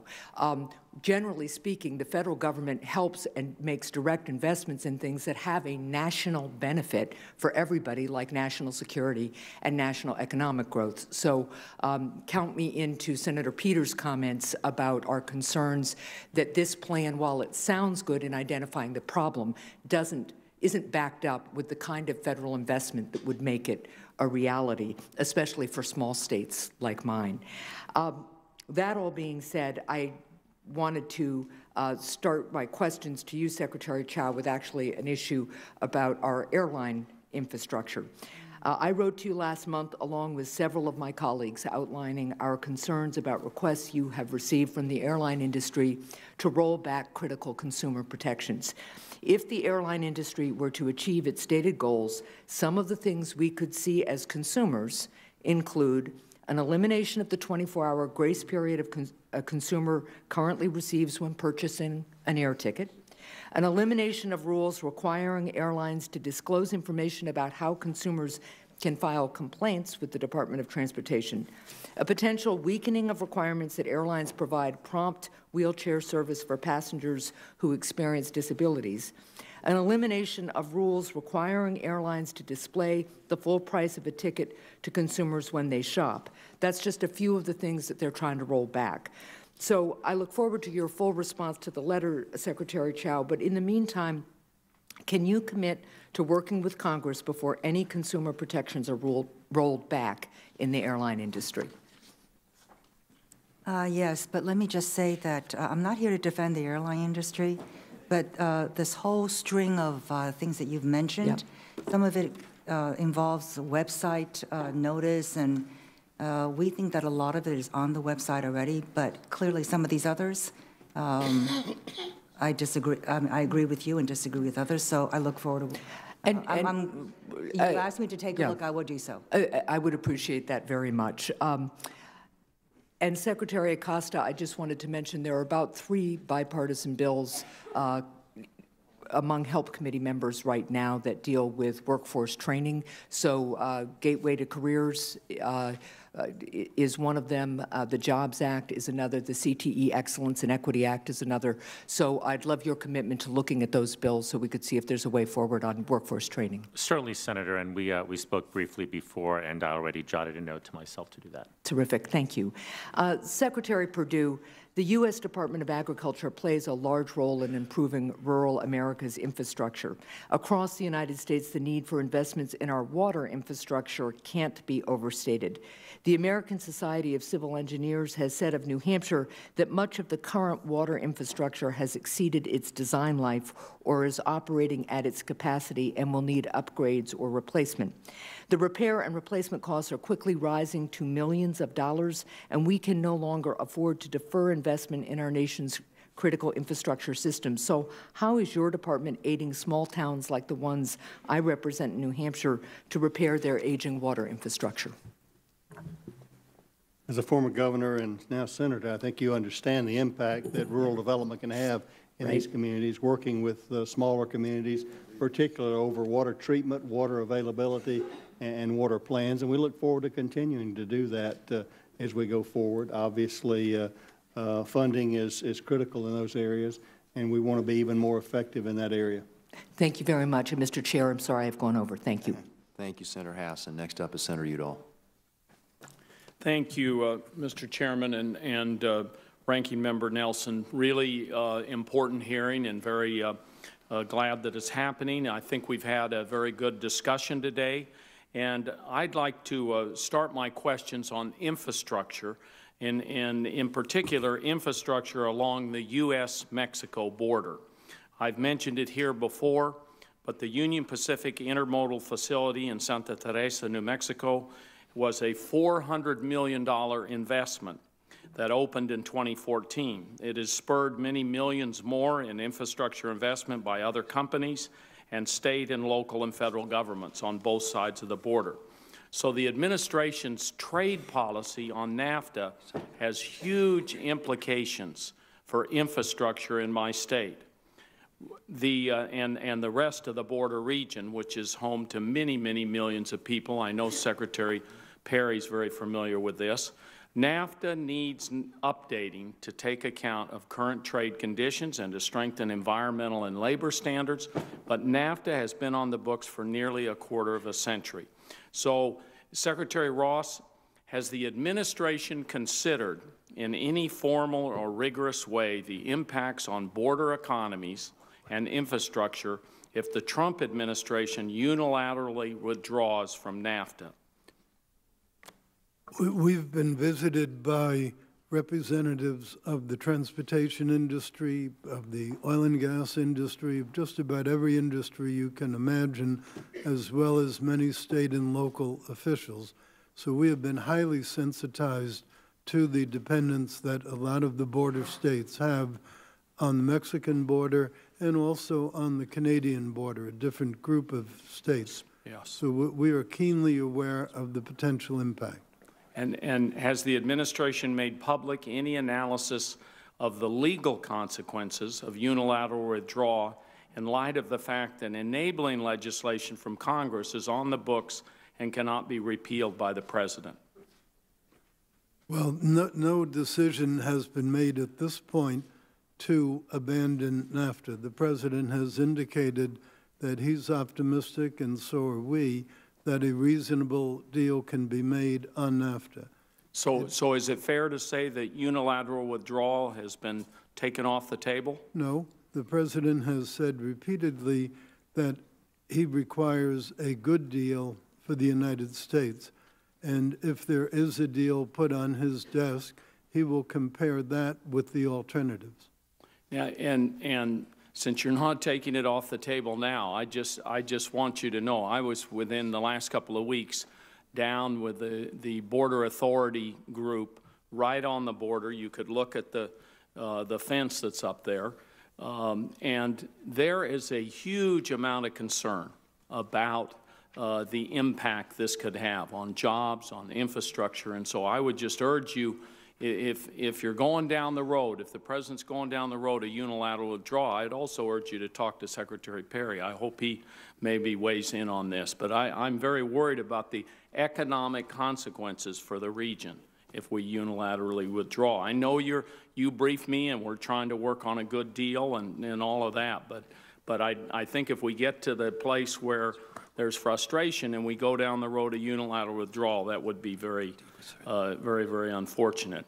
Have you ever toured the border region in New Mexico, Texas, or Arizona? Oh, surely. I've had businesses in those states, so I have some familiarity with it. Okay. Well, I would encourage you in your current position to come down. I don't know if you've done that as Secretary. You've been in, I think, about a year. I think it would really open your eyes. I know that you briefed me on how you and the trade rep, Lighthizer, have been working with the Mexicans and all of that, but now in your position, I mean, people view you as a key person, so I hope you'll come down. I would clear my schedule to go down and try to do anything I can to introduce you to folks down there to show you the consequences that could happen on the border. And one of the reasons I encourage you is because border infrastructure, like ports of entry, intermodal facilities, the border roads, they see heavy federal traffic from border security, and I think we also need to take that into consideration. Surely. And I see I'm running out of time, so I'll probably do, Chairman Thune, I'll probably do the rest of my questions for the record, but really appreciate all of you being here. And I really believe that, you know, from the position that the Democrats have laid out in terms of an infrastructure package, the things that you all are talking about over here, there's a lot of room for common ground, and I hope we can come together on that. Thank you very much. Thank you, Senator Udall. Senator Lee. Thank you, Mr. Chairman. Thanks to each of you for being here. It's quite an honor to have all 5 of you here at the same time. I'd like to start with you, if that's okay, Secretary Ross. I wanted to talk to you about the President's recent decision to invoke Section 232 of the Trade Expansion Act of 1962 in order to impose a 25% tariff on imported steel and a 10% tariff on imported aluminum. I've had a lot of conversations with a lot of people, including just a few days ago, the CEO of a manufacturing company in my home state of Utah, a mid-sized company that employs 2,000 people in manufacturing various products, many of which include steel. For most of the products they make, steel is not the biggest product. It doesn't take up the most volume within what they build, not always even the most weight. But it is a sufficiently significant cost component of each product that this CEO has affirmative doubts about whether he'll be able to keep those jobs in the state of Utah or in the United States at all once these tariffs kick in, because his products and the price of his products is that sensitive and is that likely to be impacted very directly by these tariffs. Now, Secretary Mattis noted that in a memorandum addressing U.S. demand for steel related to national security, he concluded that U.S. military requirements for steel and aluminum each represent only 3% of U.S. production, just U.S. production, not total consumption, just U.S. production alone. So if the President's decision to invoke Section 232 and to impose these significant tariffs was based on national security concerns, how do you reconcile that with the fact that our national security concerns demand only 3% of U.S. production? And if that's the case, what, if any, limits exist on this authority?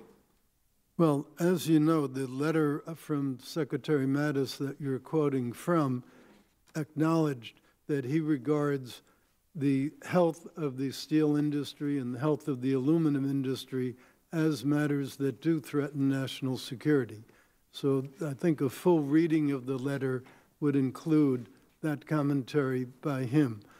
The fact that it's a small percentage is one of the reasons why this is needed, because the same mills that make more routine, more mundane products are the mills that make essential military products. For example, there's only now one U.S. steel mill that makes the specialized material that's required for armor plate, both for the Humvees and for naval vessels. So it may be a small percentage, but to the soldiers and sailors who are protected by it, it's a pretty important thing. Second, and yet the tariffs aren't limited to those specialized items, well, they can't be, and that was my second point. A mill is not like a car. A car can go at 20 miles an hour or at 80 miles an hour. A mill is more or less on or off. And since the direct defense requirements, now that we're in a very low, have been in a low military spending period, those are not enough to keep a mill going. So the mills need commercial viability from normal non-military products in order to survive. And that's one of the things that makes it very, very complicated. These things are interrelated, but think about the danger that we only have one mill for armor plate and we only have one smelter for aluminum that produces in high volume the high purity aluminum needed for aerospace purposes. Having one supplier is a very dangerous thing for critical materials. I understand that, and for that reason, I would think it would be a good idea to limit the application of this tariff to the greatest extent possible in order to accomplish these ends. Well, we are. As I think you're aware, we're about to publish rules whereby various affected parties can apply for specific exemptions for specific products. Understood. Secretary Perdue, is this likely to metastasize into a full-blown trade war that could include, among other things, retaliatory tariffs against our agricultural products? We can't say that for certain. Obviously, you know that agriculture and agricultural commodity products are always the tip of the spear in any type of retaliatory effort. We're not responsible for their reaction. I'm hoping the mitigations that Secretary Ross are talking about, the President's talked about, can mollify those and not move into a escalated trade war where agriculture would be damaged. Thank you, Mr. Chairman. I see my time's expired. Thank you, Senator Lee. I have next up Senator Tester. Thank you, Mr. Chairman, and I apologize for not being here for the entire hearing, and I apologize if I asked something that's already been asked. And I would just say in reference to Secretary Perdue, and by the way, thank you all for being here. Secretary Perdue's comment on retaliatory actions based off of Senator Lee's question, I would tell you that every ag group in the state of Montana, without exception, is unbelievably concerned about retaliatory action. You are right. Secretary Perdue, usually when retaliation comes, it is focused on ag products, and it's not a hit that family farmers can take right now. My question, though, is about infrastructure, and it deals with the infrastructure plan that was rolled out by the President. And it's a question for Secretary Ross. The infrastructure plan is going to supply 20% federal dollars and 80% that will either come from the state, county, municipal governments. Can you tell me, in a state like Montana, where we're required to have a balanced budget, which is a very good thing, and I think we ought to work for that at this level, how Montana is going to come up with an 80% match?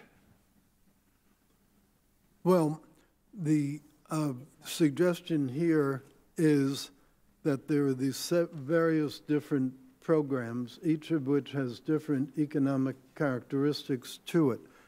But for example, if there are assets that the state has that it chooses to divest of and apply those proceeds, that certainly counts as a match.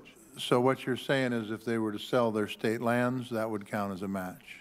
Whatever assets they would sell could be eligible to be a match. As Secretary Chao said, we are not focusing on specific sources of revenue. It's the quantity of revenue and having skin in the game both at the state and local and federal levels. Well, I would just say that Secretary Chao, and you don't have to answer this, but the current federal program on highways is 80% federal and 20% state, and the state of Montana is having a tough time, as many states are, coming up with a 20% match.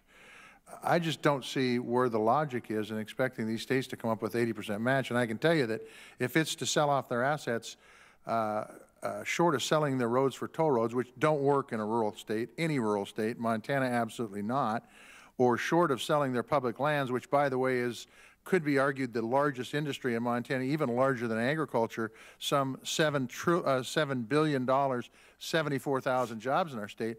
I don't understand how this plan is well thought out at all to get things built. Go ahead, Secretary Chao.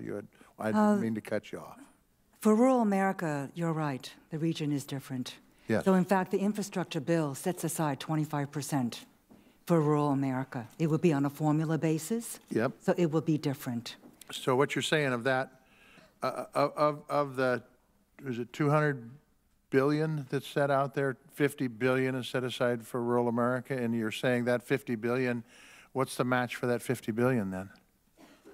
Well, the pay for us is, that's what you're referring to, is indeed something that we need to discuss. Actually, I'm not talking about the pay-for at the federal level. I'm talking about where the people are going to come up with the match, and I can. That's all at the state and local $200 billion in Yeah. direct federal funding. Right, 25%. Pay-fors of which we all need to discuss, no question about that. Right.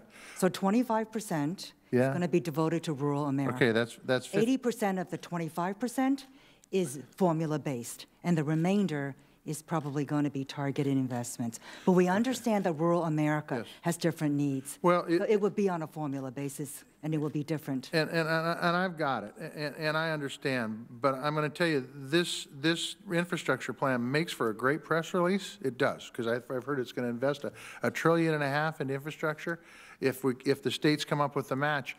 But I'm telling you, the state of Montana right now is cutting programs because they don't have money. They're cutting programs, essential programs in our state. They just had a special session a few months ago and cut programs. So it's not like they're rolling in dough, and I don't think Montana is any different than Wisconsin or Nevada or Colorado or West Virginia or any of these states. Last question, because I've only got about 20 seconds left. Secretary Perdue, your budget eliminates USDA rural development for rural water, wastewater grant program. This is a critical program for clean and safe water. Tell me how you justify cutting this infrastructure program and then putting forth another infrastructure program that's not going to build any infrastructure. Well, Senator, we do expect the infrastructure program to build infrastructure. That's what its intention is. But you understand how important our waterways and frankly, what a good job rural development's done with our water program. So. Absolutely, and that's why I don't understand why it was cut, because we got cities and towns across this country, rural and urban, I believe, that really depend on this, and hopefully we can take another look at this. I will say thank you all five for being here. I appreciate the work you're doing. I know you're all good people, but damn it, we got to do a little better than this. Thank you. Thank you, Senator Tester. Senator Capito. Thank you, Mr. Chairman. And I want to thank all of you for being here and for your service to our state. I'll just kind of echo to begin in my statement, thanking the emphasis on rural America. Obviously, West Virginia is a rural state. Also, the emphasis on the broadband issue. I know I've talked to all of you individually about that. I would like to say in response to Senator Tester, just that put a plug in for the state of West Virginia. Even though we have difficult financial situations, our voters went to the polls last October and passed a $1.5 billion infrastructure package that actually raised the gas tax in our state. And my hope, as I've reiterated to Secretary Chao, is that when and if this infrastructure bill goes through, that retroactive passage of that for our state would count towards our match, and I've gotten some assurances that it would in some form or fashion. So thank you for that. States can be innovative and swallow bitter pills sometimes for the greater good, and I think West Virginia did that. Secretary Perry, I want to thank you and your staff for championing the Appalachian Natural gas liquid storage hub in our region. Secretary Ross mentioned regional hubs and concepts that link multiple state economies. As you know, this is one such project. I believe it falls very naturally into a national infrastructure plan. And I would like to know, can you speak a bit about how the development of the Appalachian Hub meshes with our need to improve our nation's infrastructure by building out and using our energy dominance? Senator, thank you. And I think it's important for the committee and for the general public to really think about the concept of and not get tied up in sometimes the simplicity of how are you going to pay for this? Is it tit for tat? Is it you're going to have to raise this tax to do that? I understand it. I was a governor for 14 years. I understand all of the things that go back and forth to do that. But I want to, again, go back and remind people that when I was the governor, and I bet you this is true for Senator Hassan and as well as it was for Secretary Perdue, that your businessmen and women will tell you that it's the, just tell us what the tax structure is going to be, but get the regulatory climate fair and predictable. If we can predict and have stability in our regulatory climate, and that's exactly what the President is talking about, one stop, one destination to get these regulations done. And that's really important for us not to lose sight of. The key is that states like yours that are willing to come in and say, you know what, we need this, and we realize that the federal government's not going to be the goose that lays the golden egg on everything. And we've got a part to play in this. Mm-hmm. But the real key, I will suggest to you, is sending the message to the private sector that the private sector can come in, invest, have a chance to have a return on that investment, and they'll come in and do it because they know the regulatory climate is fair and predictable. This Appalachian plan, the idea of taking those 4 states, Pennsylvania, Ohio, West Virginia, Kentucky, and building, basically duplicating the petrochemical footprint that you see along the Gulf Coast in Texas, the jobs that get created, taking that natural resource, added value to them. I mean, I think this is a concept that really lays out the President's vision for being able to build transportation infrastructure and not having, you know, to go back and say, well, the government's got to pay exactly this amount of this, because there's a lot of innovative ways to do it. But the key, what I tell people with somewhat of a smile on my face, when you're going to build infrastructure, transportation infrastructure in particular, you got 3 choices. You got tax roads, you got toll roads, or you believe in the asphalt ferry. But the point is, I mean, there are some options there outside of those 3. And one of them is to send the powerful message to the private sector. You can come in and invest. You're not going to be seeing the rules change in the middle of the game. Predictability, stability in the regulatory and permitting process. Well, thank you. I know that with the storage hub, you've talked a lot, too, about energy security, and this would obviously be great, but the American Chemistry Council forecasted a $36 billion of capital investment if and when we get our storage hub there, and a creation of 100,000 jobs. And let's talk about the region that's really had tremendous downturn and tremendous job loss and difficulties. So I want to thank you at the Department of Energy, and I want to thank Secretary Ross, too, at the Department of Commerce for working with us and with West Virginia in our regional concept to really revitalize that part of the infrastructure, but also create a lot of great jobs here, right here in this country. Thank you. Thank you, Senator Capito. Senator Blumenthal. Hi, everybody. Just a quick reminder, Mox News survives solely on your tips and contributions. It's easy to make a contribution or a tip or leave a tip at moxnews.com, or there are clickable links in the text body of this video. It should take the average person, most people, probably less than 2 minutes. Thanks very much for your time and your continued support. Stay cool, Wednesdays. This war is going to end. Till that day. Thank you, Senator Capito. Senator Blumenthal. Thank you, Mr. Chairman.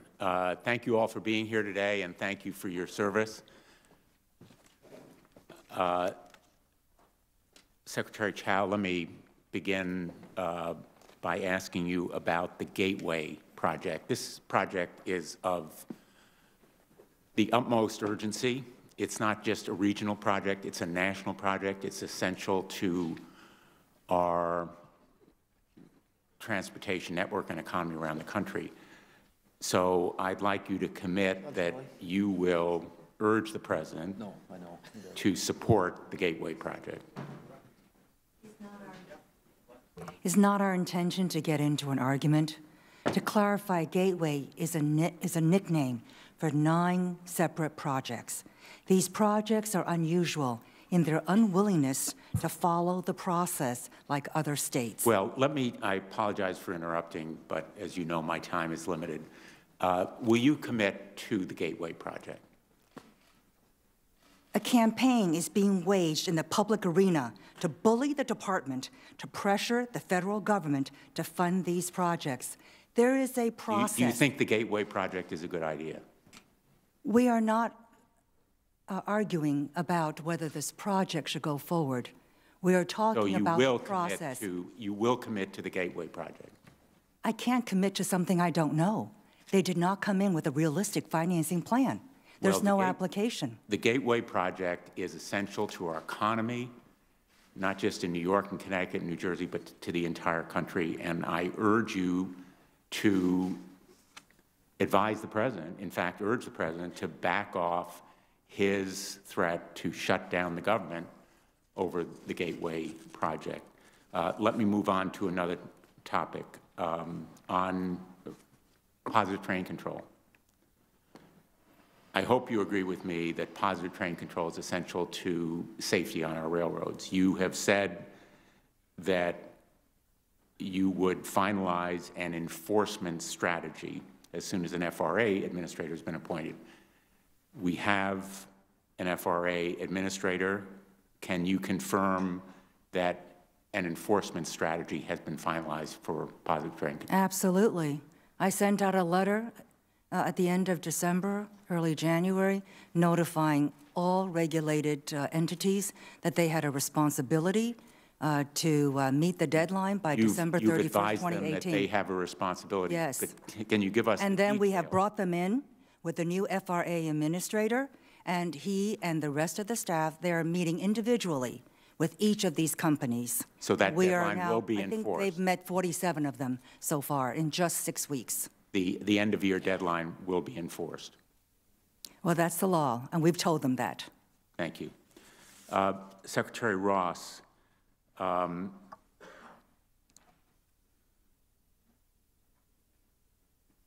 understand that you are very much involved in negotiating our tariff strategies, and I want to express my concern about the appointees who have been apparently fired because of lack of security clearances.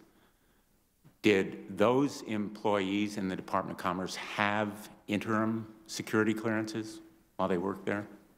Those who needed security clearances had interim clearances, to the best of my knowledge. Most of these people are not people who have access in any event to top secret or But some of them did. Material, right. And that's why, as we learned why they were fired? when we learned of the problem, we terminated them. And do you have a security clearance? Yes, I certainly do. Full security? Permanent, yes. Permanent. Yes. Do all the members of this panel have permanent security clearances? I believe so. I certainly do. You do? Secretary of Agriculture and Secretary of Energy do as well?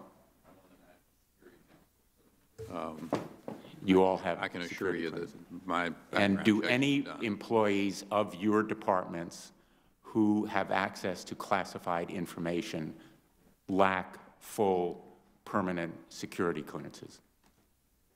Not to my knowledge. Not to my knowledge.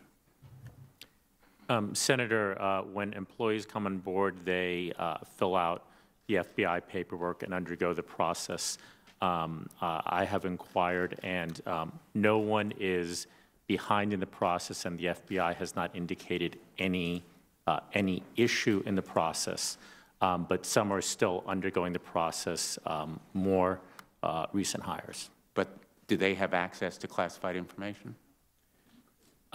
They, as a practical matter, do not have access to classified information.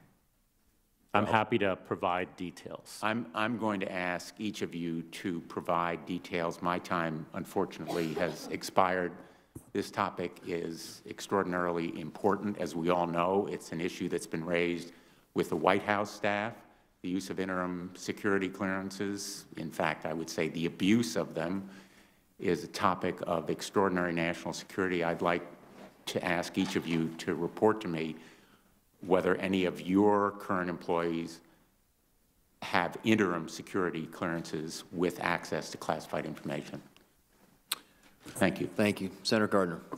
Thank you, Mr. Chairman, and thank you to the 5 cabinet members who are here today.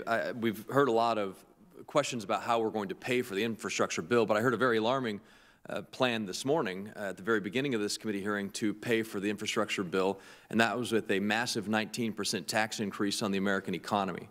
And so if I could get a yes or no question, this will be a yes or no question. Secretary Chao, do you believe a 19% tax increase would make concrete asphalt more expensive as we build new infrastructure? Yes. Secretary Ross, would a 19% tax increase make U.S. products more expensive? I think it would make them more expensive and would wreak havoc on the economy. Secretary Acosta, would it cost jobs to have a 19% tax increase on American job creators? Yes, it would. Secretary Perdue, would farmers find it more expensive to buy tractors, fertilizer, inputs with a 19% tax increase? Yes, sir. Secretary Perry, would low-income earners, low-income Americans, would they see energy costs become more expensive with a 19% tax increase? Yes, sir. This idea to perpetrate a massive 19% tax increase on the American economy is not the right policy at a time we're trying to create jobs, grow our economy. I think this is a lousy idea. And again, I think massive tax increases are a step backwards for our economy if that's the plan. I strongly object to it. Secretary Perdue, start with you. We've heard a little bit about steel and aluminum tariffs. You talked a little bit about retaliatory tariffs. Yes or no, do you think consideration of retaliatory measures should factor into any recommendation on tariffs around trade? I think that should be consideration, yes. Secretary Chao, we know how much steel highway construction uses. We haven't had a new update since 2005 of the amount that it would take. Do you think an updated study on steel use in federal highway construction that considers the impact that recently announced tariffs will have on domestic supply of steel could be helpful, yes or no? If you would like me to conduct a study, we will do so. But would an updated study on the amount of steel that goes into highway constructions help us in determining the cost that a tariff would pose on those projects? Yes.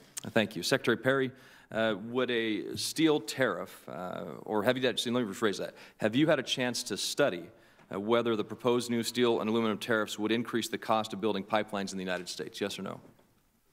Well, I don't think I can give you a yes or no answer, Senator, but what I can tell you is that, once we look at this, I think you're... So but you haven't looked at it then? I have not looked at in detail about, what is going to be the final. If the issue is that there are 25% tariffs across the board, sure, it's going to raise it, but that's not what this is going to have. Okay, but just to be clear, there's no study on the cost of building pipelines in the United States under a 25% or 10% tariff? Let me share with you a private... Nope, that's good enough. Okay, I think the answer great. is no. Secretary Acosta, has your department completed any recent studies showing the imposition of a steel or aluminum tariff that would show a net positive impact on the overall U.S. labor market? Yes or no? No. Secretary Ross, did you consider the impact of retaliatory trade actions against the United States when you recommended the imposition of new steel and aluminum tariffs? Well, what I recommended was 3 alternatives to the president. One was quotas, one was a broad-based tariff structure, and one was a highly targeted tariff structure. So no consideration of retaliatory tariffs in that recommendation? I didn't say that. In the interagency process, we had very lively discussion of the potential for retaliatory tactics. And what was the discussion?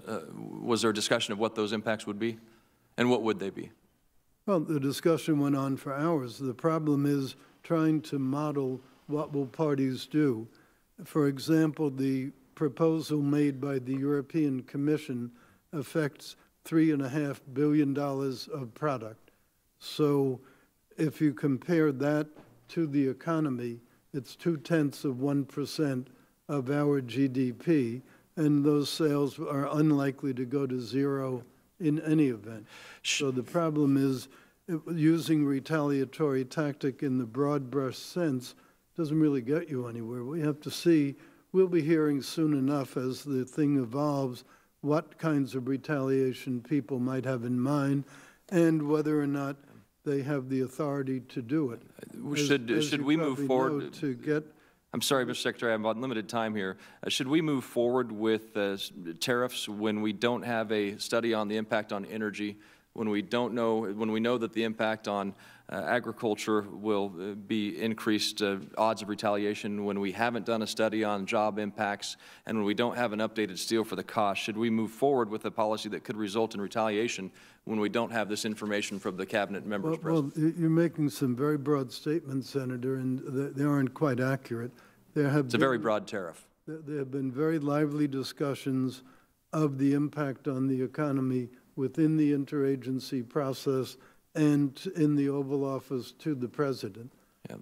There has been very lot of attention paid to it. So the implication that those factors were simply ignored It just doesn't correspond to the facts. A quick answer, Secretary Ross. Do you support U.S. withdrawal from the World Trade Organization, yes or no?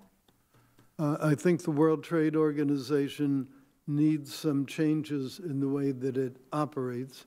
I think we probably do need some sort of an arbiter of trade relations.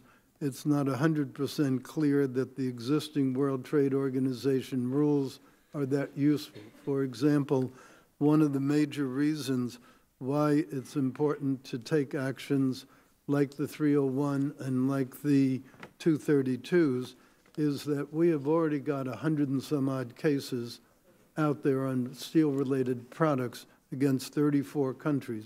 But what happens under WTO rules, you're required to be very precise as to product, very precise as to country, even sometimes to the extent of saying it only applies to products under 0.2 of a millimeter, 2 millimeters in size. So what happens is you impose the tariffs, and then suddenly the material appears through another country, either a direct transshipment or possibly a transshipment after some additional manufacturing, or the country that was doing the dumping now carries it to a little different stage of manufacture itself, and now you have to start all over. I'm going to have to yield back my time. There are a lot of imperfections to the rules. But is that a yes or a no?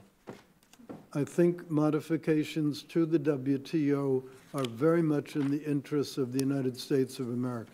So neither? Yes or no? Not all questions, sir, can be answered with a simple yes or no. I believe I've outlined to you my feeling about the WTO to the best that I can. Thank you. Mr. Chairman, thank you. Thanks, Senator Gardner. Senator Sullivan. Thank you, Mr. Chairman, and I really appreciate the administration coming up here in full force with 5 cabinet secretaries on the issue of principles, on the principles of infrastructure. I think the administration put out a very strong plan, worked with a lot of us on that, and I will tell you, I think you see on this committee, on the EPW committee, on which I also serve, that there's a lot of interest and energy to move forward on a major infrastructure plan where we have bipartisan support, and I think this hearing is demonstrating the administration's focus, so I want to thank all of you for doing that. Secretary Acosta, I want to thank you again for your help on the issue of the H-2B visas and how we need to reform that system so it's actually truly for surge working needs that are seasonal, not necessarily for other industries that might be more abusive of that. And Secretary Perry, I was here earlier. I had to go preside for the last hour, but your comments about the opportunities with regard to the American energy renaissance that's taking place, whether in Texas or Alaska or really all over the country, is just spot on. And it's an enormous opportunity for national security, energy security, job security, growing our economy. So I thank you for your leadership on that. Let me ask you real quick as it relates to infrastructure for you and Secretary Chao. You know, there's been a lot of focus, unfortunately, on pipelines, energy pipelines, oil and gas pipelines, and how a certain small segment of our country starts to want to oppose them everywhere. There's been studies, and I know you're familiar with them. Are pipelines more safe, for example, than rail cars for moving oil, or even LNG as we're trying to do that? Aren't they much more safe in terms of the ability to move these kind of vital commodities that our country needs? Secretary Perry, Secretary Chao, I know FIMS has done studies. Much more safe, isn't that correct? Yes. Mr. Secretary? And the technology allows them to become safer and safer as we use our innovation and our technology. So the last administration took 8 years and then finally disapproved the Keystone Pipeline. The President came in and switched that. Mr. Chairman, I'd like for the record to just submit an editorial by the Boston Globe recently. It was about how, very long editorial by the Boston Globe editorial page, how Massachusetts has, in some kind of fit of righteousness, wanted to disallow any pipelines coming across its state. So guess where they're getting their oil now from? Right. Or in gas. Russia. The Russians, okay, as opposed to Americans. not really good policy. I'd like to submit this for the record. Without objection. It's an editorial called Our Russian Pipeline and Its Ugly Toll. Madam Secretary, I'd like to talk to you a little bit more on the issue of permitting. And as you know, you came up to Alaska last summer and essentially broke the logjam on the Sterling Highway EIS that was, we think, the longest EIS in the works for the federal government in the history of the country. It only took 40 years. 40 years. So can you talk a little bit more about the importance of not only your agency, but all the agencies here working together so we can get to this standard? As you know, I have a bill called the Rebuild America Now Act, which I've been working with the administration on permitting reform, streamlining, so we can get to common sense permitting, whether it's pipelines or bridges or roads or ports or harbors, as opposed to nightmare scenarios like you helped finally resolve, thank you very much, on the Sterling Highway, a 40-year EIS that helps nobody, certainly didn't help my state. Senator Sullivan, you're very kind to give me the credit, but your office and you deserve a great deal of the credit. We appreciated the opportunity to work with you to let loose that EIS on Sterling Highway. You pointed out the importance, and we got to work. Secondly, on the issue of permitting, you've been a champion of permitting, very commonsensical approaches to permitting. Streamlining the permitting process has all sorts of benefits. It can spring out more projects that will be available for the private sector to fund and finance, for example. And there are commonsensical ways in avoiding duplication, doing sequential, doing a concurrent rather than sequential permitting, getting rid of duplicative permitting, allowing sister agencies to talk with one another, to share information.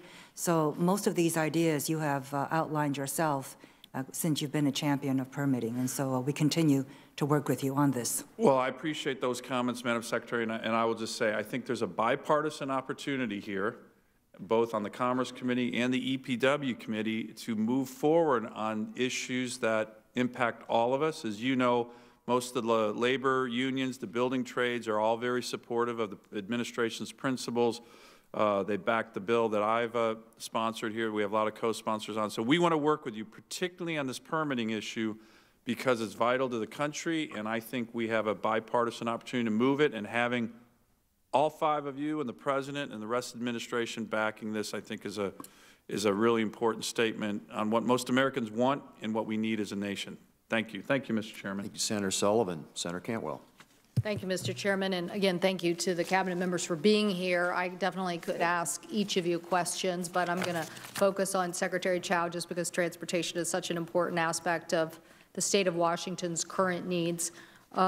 We've had a chance to talk about what are now called infra grants, the freight grants, and we certainly appreciate your continued focus on that investment. I do think it's one of the very positive stories about infrastructure investment to move freight so we can be cost competitive. I know that many people realize that Washington and its many ports are on the Pacific, and improving that infrastructure. I think we have some of the largest grain elevators in the country on those, in several spots along there, just because we're exporting so much. But shifting focus to transit writ large, I know you were in the House and expressed concerns about transit projects that do not have significant local match. In our state, Sound Transit's Linwood Link light rail project has a 64% local share and a federal share only of 36% thanks to the voters who decided that it was worth making this investment. In fact, I think the entire program is only looking at 16% federal money for the projects across 3 modes, the commuter rail, the light rail, and the bus. But that 16% is absolutely essential to have that partnership at the federal level. So do you think that particular example is the type of program the administration is looking for? Your state has been very skillful in getting a lot of these transit grants. So Washington's actually had, especially Sound Transit, has had more than its proportional share. It's not a criticism, it's just an observation. So they're very familiar with the program. We do want to look at applications on a case-by-case basis, and they've been pretty successful in the past. I'll need some refresher on this particular one, but we continue to work with all of these applicants. Okay, but do you think that sounds like the right mix? I didn't see your House testimony, but I think you were talking about some projects not meeting that standard. So 16% overall from the federal government, that sounds like a pretty good deal to me on infrastructure investment. Let me take a look at the whole financing package as it is submitted, because that's the basis on which it will be. But certainly, we hope that there will be shares by the state and local government, and also if there's a private sector involved, that certainly increases the likelihood of a federal participation. Okay, well, I definitely think it meets that standard, and we certainly are looking for an infrastructure package that keeps transit in mind, and particularly in the robust way that we're doing it in the Northwest, as I said, a mix of all three, commuter rail, light rail, and bus system. So definitely we'll look forward to continuing that dialogue. And, you know, Mr. Chair, I'd be remiss if I didn't jump in this trade discussion, just because as my colleagues are bringing up, and glad that some of you joined at the White House meeting to talk about infrastructure, which I was glad we talked about waterways and infrastructure investments related to our ports. So we definitely want to have that level of investment to make sure that our ports are modernized, in particular the competition that we see as we've seen changes in the Panama Canal and bigger ships, and the very, very aggressive competition we have from Prince Rupert and Canada. So I guess, Secretary Perdue, to you, you know, do you worry about some of these discussions as it relates to trade? You know, our Eastern Washington wheat farmers are very concerned that Japan or somebody is going to be pushing them out of these, you know, so we're all going to be for making the infrastructure investment, but we also want to make sure the markets are open. Senator, I recommend, I represent farmers. We always worry. And certainly when trade disruptions come, infrastructure is very important. That's what we talked about. The waterways, both ports and inland waterways, have been a significant competitive advantage here in the U.S., and we need to make sure they continue to do that, because product, you know, from beginning to end, logistics is a huge part of that. So yes, we're concerned over any kind of trade disruptions based on any other policies, and we have to be very mindful of that. I appreciate Secretary Ross and the President attempting to mollify any other concerns over the tariffs regarding agriculture. Well, we've certainly been in meetings with the administration where the views have been espoused that there will be winners and losers. And I'm going to do everything I can to make sure that agriculture is not one of those losers. So thank you, Mr. Secretary. Thank you, Senator Cantwell. Senator Cortez Masto. Thank you, Mr. Chair. And thank you all for coming here today to Capitol Hill. Know how busy you all are individually. So if, with your indulgence, I've got 5 minutes. I'm going to try to get through these questions. But the first one I want to talk about is I keep hearing about the $200 billion seed money to stimulate $1.5 trillion.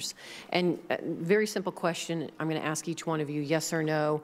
How did you know it will stimulate $1.5 trillion spending in infrastructure? Did you do some modeling, or was there some analysis? Secretary Chao? Both, yes. Can you make sure that the modeling and analysis We have is submitted? TIFIA loans, RIF loans that goes on this process. TIFIA loans are leveraged 1 to 17, sometimes 1 to 20. So you actually have written modeling and analysis? Yes, we have done? TIFIA and loans. you submit that to my office? Absolutely. Thank you.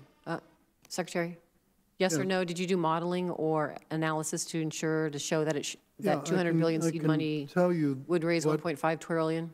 Yeah, I can tell you what our analysis concluded. Namely, you have to do it program by program, because in each one the ratios are a little bit different. So in the incentive program, we think that the federal dollars will be leveraged somewhere between 4.1 times and 7. So here's what I'm going to ask. I only have 5 minutes. So if you've done the modeling or analysis, just say yes. And if you would send it to my office, that would be great. Well, sure. It's just one page right here is the Fantastic. You can send it to my office. That's a yes? Surely. Thank you. Secretary Acosta. I would defer to my colleagues. We're focused on the labor aspect. Thank you. Secretary Perdue. As you know, the USDA has a history with rural development over leverage, and that's what we built our numbers on with the leverage that we've seen in the grant and loan programs through the Rural Development Program. So you have an actual analysis, numbers, modeling that you can send to my office? We have the history of what's happened regarding the leverage we could provide to you. Thank you. We'll send you what we have, Senator. Thank you very much. And I keep talking about a bipartisan infrastructure bill. Are you referring to coming to Capitol Hill now and working with us in a bipartisan way? Are you suggesting that the White House somehow invited Democrats into participate in the White House infrastructure plan?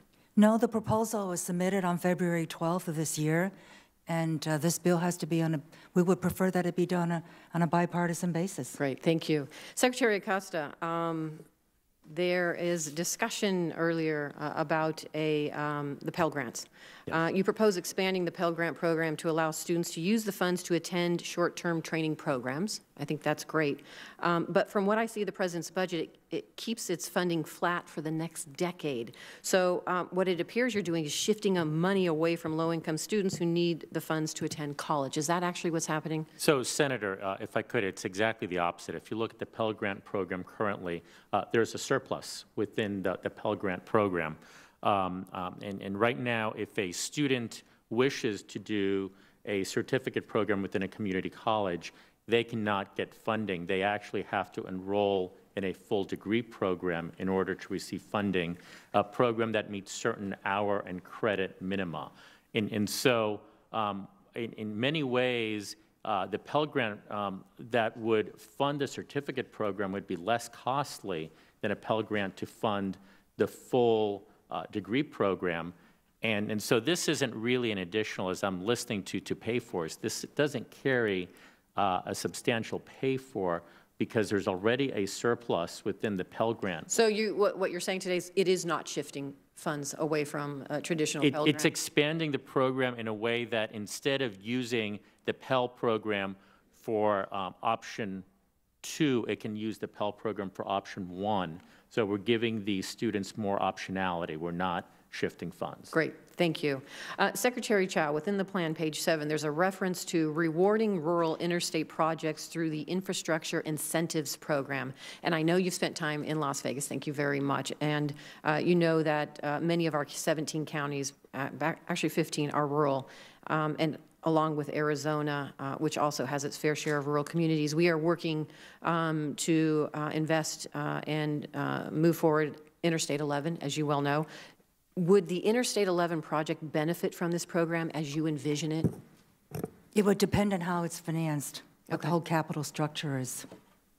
But it's possible it could because of course, yeah. Okay. We would hope so. Right, thank you.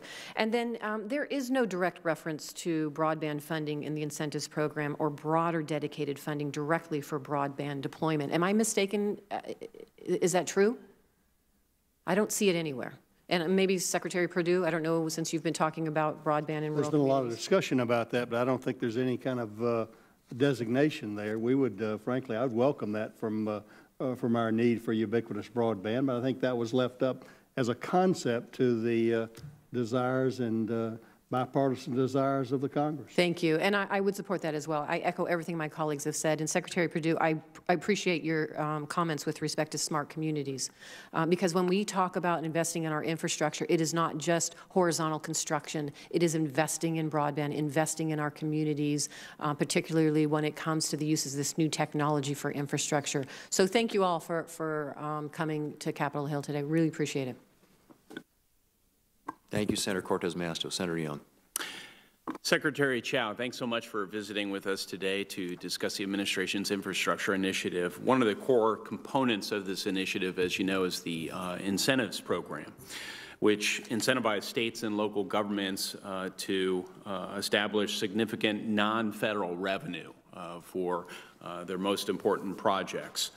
Last year, the state of Indiana, we did our part. We worked diligently to provide additional funding for state infrastructure projects. And I just have to say, I appreciate the fact that the administration has recommended a look-back period to recognize these recent investments and prior actions made by proactive states like Hoosiers. And I look forward to working with other members of this committee to ensure that investments made by their states, as well as mine, are recognized within the confines of the infrastructure proposal. which brings me to a question. Many Hoosiers have welcomed the vibrant debate back home about what infrastructure priorities we should have, where the money should come from, how much they're willing to spend, and so forth. Can you speak to the multiplier effect that the incentives program within the infrastructure proposal creates by encouraging states to follow Indiana's model and establish dedicated new revenue streams for state infrastructure projects? Sure. I'll be glad to talk to that, Senator.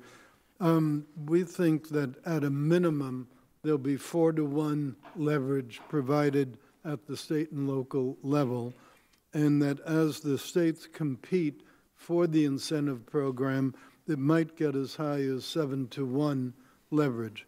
That's how we arrived at the estimate of $500 to $800 billion coming from the incentive program. Well, that's really encouraging, and all the more reason to give some urgency and focus to our efforts here to make sure that we're still investing in the future. 4-to-1, that would be fantastic. 7-to-1 for some projects, even better. Secretary Chao or whomever of our secretaries would like to speak to this next one. I'll start by indicating that one of the Hoosier State's priority infrastructure projects is the completion of the I-69 bridge. This runs from southwestern Indiana, where Evansville is located, over to Henderson, Kentucky. And the project has long been a priority of Hoosiers, going all the way back to 2004, when the environmental impact study began. Just last month, Secretary Chao, your staff met with the project sponsors to assist in moving this vital project forward. On behalf of my fellow Hoosiers, I want to thank you and your team for your dedication and hard work with respect to this project. I am pleased that one of the 4 guiding principles of the administration's infrastructure proposal is to streamline permitting to expedite project delivery. I'm sure that this has been held up by some of my colleagues, but this Byzantine regulatory scheme for the permitting of and approval of federal infrastructure projects is something that could only be conceived of in Washington, D.C. So the fact that the administration has made it a major priority to declutter this and streamline this is something I commend and applaud and celebrate. The idea of designating one lead federal agency, setting firm deadlines for completion, for the issuance of final decisions is welcome news to the people of Indiana. Can you, Madam Secretary, or any of the other assembled secretaries, speak to the potential that streamlining this permitting process presents to major infrastructure projects like the I-69 bridge, and how regulatory reform presents a major opportunity to reinvigorate investment in infrastructure more generally? Mr. Chairman, as a former governor, I'd like to address that. I think, again, Secretary Perry and I have experienced that. I've actually been quoted in the past of saying I would take, as a governor, I would take a lot less money for permitting reform. And we are just now, hopefully this summer, going to open up a road in one of the most congested corridors in Atlanta that began the planning in 1995. And so your experience there, we have 10 years on you regarding the bridge. So this is the challenge. What we're really talking about is not circumventing any kind of environmental laws or protections there. It's really Six Sigma process management. It's really moving things in a way that makes sense point to point with one federal decision and a case manager, if you would, of permits. And that's really what we're talking about, is to manage it with accountability that doesn't sit on someone's desk for weeks or months there waiting for another answer. And Secretary Chao mentioned earlier, there's no reason we cannot do these things concurrently rather than sequentially that it continues to delay the process. So that's what we're hoping to do. And I think this could be one of the best things we could offer America, is this permit reform that gets things done quickly, because time is money in any kind of infrastructure project. Yeah, it's easy to estimate that probably something like a third of the cost of many infrastructure projects is consumed in legal bills, consulting bills, and the inflationary effect of delay. So if you think about it, if it's anything like that, then you've already gotten a 30% cost reduction in the cost of the project, and that's something that is a real benefit coming from the federal government to the state and local authorities that as of right now, they don't have. So it isn't just the 20% or what fraction of direct contribution. If we can fix the regulatory, we have really lowered a lot the amount the states and localities have to pay. Our experience in Georgia was probably 50 to 75%. No. Thank you for the Six Sigma permitting improvement, and thank you for making sure our taxpayer money gets even more bang for the buck. I yield back. Thank you, Senator Young. Senator Klobuchar. Thank you very much, Mr. Chairman. Thank you all. Are you hungry for lunch? You can answer that question. It's fine. I was the first one here, and somehow I'm the last one. A long story, but I want to thank everyone and for your hard work. And I guess I'll start with you, Secretary Acosta, because I spent Saturday with a number of our manufacturing companies in places like Winona, Minnesota, and we have a very low unemployment rate in Minnesota. That's exciting in many ways, but we need to find more workers. And of course, one is immigration reform, which I'm a strong supporter of, but the other is doing everything we can to get high school kids who, might not otherwise graduate or might prefer to have less debt and get a 1 or 2 year certification and then move on to a 4-year degree. And one of the things the Chamber showed me there was a list of some of the federal job descriptions where the kids can only work if they're 16 or 17. They can only do an hour a day on certain types of machinery. And then when they turn 18, they can do it for longer. And I thought, well, it's not totally safety if they can do an hour a day. So maybe we could extend that to more hours. And I wondered if you'd looked at that. And I also talked to Ivanka Trump about it yesterday. I was over there for a human trafficking meeting, and she said you were looking into all this. So, well, thank you for the question, and we certainly are looking into it. We actually received a letter from one of your colleagues raising the same issue with respect to training for hospital jobs.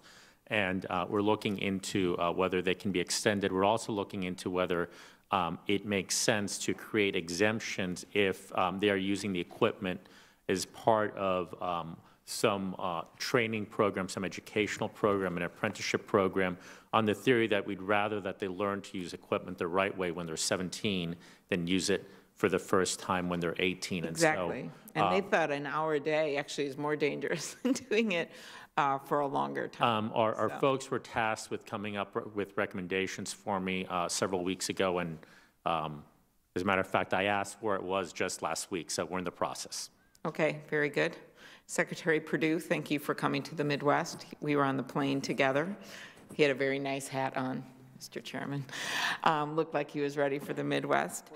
Of course he did. And I know that Senator Duckworth asked you about the RFS, but I just wanted to touch on biofuel infrastructure. In 2015, USDA announced that 21 states would receive grant funding through the Biofuel Infrastructure Partnership, and we use that for blender pumps. Minnesota, as you know, has always been a leader on this. Do you think we have sufficient infrastructure to be able to get to that next stage where we are beyond a boutique fuel now, but we want to make it a part of the mainstay of our fuel supply along with many other sources? Senator, if we're successful in getting the RVP waiver for 12 months, I think there will be a huge demand for E15 pumps, and I think there will be another opportunity to participate in infrastructure of growing out our homegrown energy program with ethanol. Okay, very good. Thank you. Secretary Chao, open skies. We've talked about this in the past. They're very important. We have a big Delta hub, and we see all the jobs. And I know the administration recently announced a memorandum of understanding between the State Department and Qatar that outlines steps to address subsidies given to foreign air carriers. I'm sure you were involved in that, so thank you. And just wondered if you are committed to moving forward with additional policies. You know, there are other airlines that we're having issues with as well. The department takes the lead on that, but that's certainly an area that we're very concerned with, and we're working with them. Okay. Essential air service. I know that some of my colleagues asked you about Tiger grants and CIG and things that I care about very much, including these infra grants that I'll send you some questions on later with some specific issues in our state. But could you talk about that? Because there's budget cuts that would affect essential air service. I'm very concerned and sympathetic with this program. The program was indeed zeroed out in the current budget, but hearing the concerns of Congress, we actually shifted some funds to make some of the EAS grants available. Okay, very, very good. Thank you, Secretary Ross. Thank you. And enjoyed your toast with the Swedish Prime Minister last week. Good job. The 2020 census is less than 2 years away. There's been some issues with the census that maybe I can get into later, but how does the administration plan to ensure that it's rolled out smoothly? Well, as you know, we very early on began a very diligent analysis of the cost projections that have been made, and we concluded that they had greatly underestimated the costs that would be needed in order to have a full and fair and complete census. We believe that the monies that we've requested should be adequate to fund it. And in order to try to make sure that the difficult to enumerate part of the population is in fact covered, we're increasing the number of partnership people on our staff from roughly 800 that were employed in the 2010 census to 1,000. So that's a 25% increase in the outreach capability to local community organizations. Also, the advertising and marketing budget has been increased from $375 million that was in the 2010 census to $500 million now. So that's a 1/3 increase in that. And we think that reflects the changing mix of the population. And one of the things we'll be doing is we will be buying media and having physical correspondence in 17 different languages. Okay. So we're working very, very hard to make sure of completeness and accuracy. Thank you. And I also want to let you know, Senator Blunt and I are working on the continuing funding of Brand USA, which comes under your department, and yes, we appreciate that. We've talked with you. We're concerned about that going forward. And I just found out today the World Expo application from Minnesota, we barely missed it last time, for 2027 is going to come through your department. So you can look forward to seeing that this year. Well, I'm a big supporter of Brand USA, as you know, and tourism is a very, very important reason why we have a trade surplus in services, tourism and other forms of transportation. Exactly, and thank you for your support for that. Thank you, and thank you, Secretary Perry, as well. Thank you, Senator Klobuchar. And they do have to drive through Minnesota to get to Mount Rushmore, so you get a little bit of that tourism benefit too. So, and Wall Drug. And Wall Drug, yeah. Yeah. Just be glad she didn't ask you about the Kirk Cousins trade, because that's probably top of mind right now. There we go. Senator Cruz. Thank you, Mr. Chairman. Secretary Ross, on February 9th of this year, I joined Senator Cortez Masto in sending a bipartisan letter to Gary Cohn and General McMaster, raising concerns with a leaked memo from the administration that called for nationalizing 5G mobile broadband networks. As you know, the United States has been the global leader in mobile broadband since surpassing Japan in 2009. But we can't take our global first-place position for granted, given that China and Japan and South Korea and the European Union are all challenging the United States to be first in deploying 5G, given that it has the potential to boost annual GDP by $500 billion and create up to 3 million new jobs. In your judgment, should the United States be nationalizing any aspect of our 5G networks? Well, I'm aware of that proposal that's been made. It has been widely circulated within the administration. But a couple of points. One, we regard 5G as quite essential both to the commercial interests and to the national security interests of the country. So the President is very keenly interested in making sure that we are the leader in 5G. There has been no final decision made on the memo itself as yet, and I don't want to get out in front of the President on it, but I think you're aware that everybody is focused on the utter importance of 5G and the importance of U.S. being the leader in it. So we have no intention of vacating that at all. Well, let me make clear at least my position, and I think the position of a great many people in Congress, is that it would be a grave mistake to nationalize 5G. And I think you would face very significant resistance in both houses for any proposal to do so. Well, I certainly don't want to sound as though I'm advocating it. I just don't want to get out from out ahead of the President. I understand. Secretary Chao, you and I have both been vocal supporters of the President's proposal to modernize air traffic control system. Modernizing air traffic control is one of those rare proposals that can reduce the size of the federal government and at the same time benefit the environment, save costs, save fuel, save time, and it's supported by unionized workers while at the same time having free market benefits. There have been some concerns raised from the world of general aviation about the proposal, but I remain convinced that a win-win solution is possible that will enable the cost savings, enable the time savings, enable the safety improvements, enable the environmental benefits, while at the same time fully protecting general aviation, which is an important part of our transportation nationally.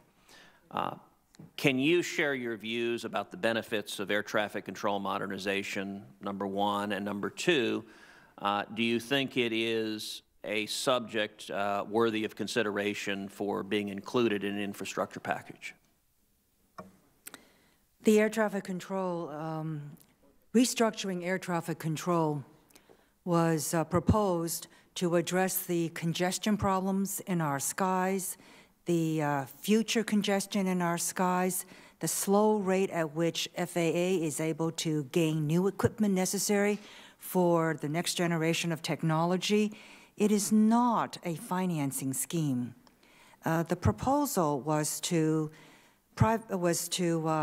have air traffic control go into a separate nonprofit co-op-like organizational structure. It was just a governance change. It would also free up the Aviation Trust Fund, half of which is currently being used not for reinvestment in our air traffic control system, but as deficit reduction.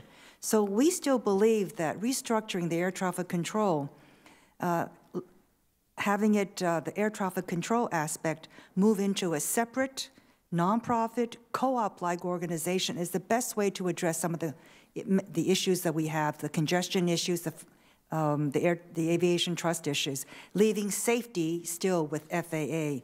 But it doesn't appear as if there's enough votes in the House nor the Senate. Thank you, Secretary Chao. Secretary Perry, as I understand it, you recently visited your alma mater, Texas A&M, and the new Rellis campus last month, and toured the Center for Infrastructure Renewal at the Bryan campus, which will serve as a leading source for developing transformative infrastructure solutions. One project in Texas that I believe you're familiar with from your time as governor is the Port of Corpus Christi Ship Channel Improvement Project. And the Port of Corpus Christi currently has the funding available to deepen and widen the port, but they're having to navigate with the Army Corps of Engineers, which can be at times slow and cumbersome and can lead to unnecessary project delays. One solution is to modify the Army Corps of Engineers regulations to grant more authority for ports to execute Army Corps of Engineers projects. Do you think modifying the regulations to give and U.S. procurement rules can save money and can expedite deepening our ports, which will enable more energy exports? Yes, sir. Senator, they would make an interesting documentary about how government can slow down economic progress with just a 15-year look at that at the Port of Corpus Christi. I'm not here today to testify about the Corps of Engineers. I'll leave that to you to find some of the solutions for it, but you've really touched a very important issue we talked about a little bit earlier here. Your home state, which has, I think, 5 major ports from Beaumont to Galveston to Houston to Corpus Christi to Brownsville. 61% of the crude goes out of, I think, the Port of Corpus Christi. So from a national security standpoint, from an economic standpoint, and in turn a geopolitical standpoint, you are absolutely correct in identifying an alternative to the way we've always done it, right. To one that could streamline substantially the process. So I salute your focus on this. I wish you good luck and smooth sailing on it. Terrific. Thank you. Thank you, Senator Cruz. Senator Baldwin. Thank you, Mr. Chairman. This is President Trump in Kenosha, Wisconsin. Last year he visited Snap-on Tools, employer in Kenosha. He used that stop to announce the Buy American, Hire American executive order. And during his speech that day, President Trump promised, quote, a big infrastructure bill that would be, quote, constructed with American hands, American steel, and American tools. He claimed his administration would be taking bold new steps to follow through on his Buy American, Hire American pledge. I want to ask, starting with you, Secretary Perry, can you direct me to the bold new Buy America provisions in the infrastructure blueprint? Senator, thank you. You just reminded me of what not be quick, but a fabulous state you live in. I tried to recruit Harley-Davidson, Trek, and Matthews Bose all to come to the state of Texas, and I was unsuccessful in any of those. So you speak about Snap-on as another one. But the issue here, I think what the President was laying out is this bold vision. He's leaving it up and understands the role that Congress plays. So no? No, the answer is yes. It is prevailing. Okay. It is overriding prevailing authority that impacts every single department in the government. Can you point to anything in the infrastructure It's a prevailing plan? authority already. It doesn't need to be, it's a prevailing authority. Bold new steps are? It is to emphasize this existing requirement, which has not been emphasized in the past. And Senator, I think with the idea that we can go from 10 to 2 years on permitting is such a powerful message. And as I shared earlier, when I talked to businessmen and let me stop you, because first of all, is it true that this document makes no reference to Buy America policy? Secretary Perry? There's no. I think it implicitly talks about Buy America. Does it explicitly? I think it does. I think it clearly. So you think says, it does? I would appreciate a page reference afterwards, Secretary Perdue. I'm not aware. Secretary Acosta. Senator, the Buy America yes or no? The Buy America executive order is directed at all departments, and therefore all our actions, including our actions with respect to this, encompass that executive order. Certainly, if it needs to be more explicit, we can discuss that at another time. We will. Secretary Ross. My answer is the same as Secretary Acosta. Okay, and Secretary Chao, you've already indicated. I want to ask on page 21 through 22 and page 27, there's the provisions on new flexibility. When you talk about amending titles 23 and 49 to provide targeted flexibility pertaining to the application of federal requirements, I would note that Buy America provisions are in both titles 23 and 49. Is it your position that you are not advocating flexibility with regard to Buy America provisions? What document are you referring to? Your blueprint on infrastructure? So that's what you're, well, I didn't know. You were referring to something that I couldn't see. Oh. Well, is it your contention that these those are would never be examples waived? of what can happen, And so, no, the president is quite clear about Buy America, High America. So that you are saying it would never be waived to give states additional flexibility? No, waivers are given, but much less so than in other previous administrations. So this could contemplate disregarding the Buy America provisions to add flexibility. Is that what you're saying?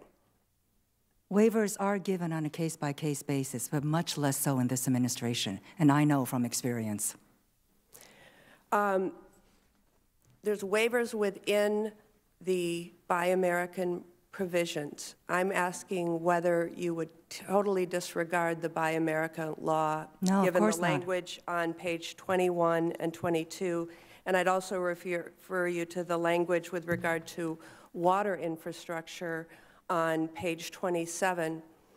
There are senators who call the department asking for waivers because of certain circumstances, lack of American productive capacity. I think you misunderstand.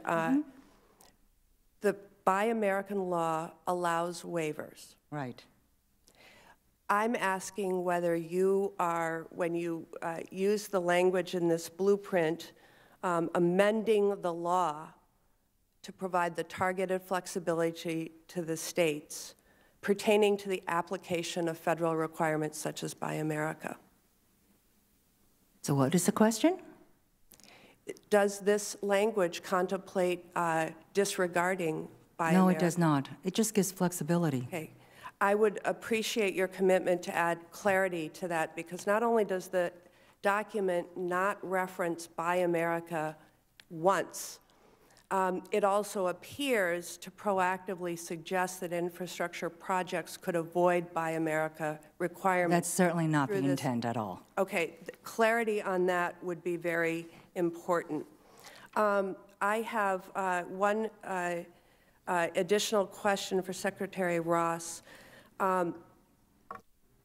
In terms of your analysis on the health of the U.S. steel industry, and you've had the question in the context of the tariffs, right. What impact would robust Buy America policies in all of our infrastructure projects have on the health of the U.S. steel industry? Well, it would help it. It would also help every other industry that's a supplier to those projects. So I'm a big supporter of Buy America, Hire America. All right. Thank you. Thank you, Senator Baldwin. Thank you all for your patience and indulgence. I think we're about the point to wrap it up. I will have questions for the record, and I would ask members to get those questions in as soon as possible, and if you could get the responses back in 2 weeks, we'll keep the hearing record for that amount of time. Fulsome discussion today, covered some issues besides infrastructure. And, but we, again, thank you so much for the commitment that you all make to serve, and particularly on this very important issue and subject, which I think we all agree needs to be addressed. So I hope that we can come to find some common ground and move forward with legislation that will really address the nation's infrastructure needs. And if you haven't filled out your brackets yet, a good 12 versus 5 upset pick would be the South Dakota State University Jackrabbits. So Thursday. Thank you. With that, we are adjourned.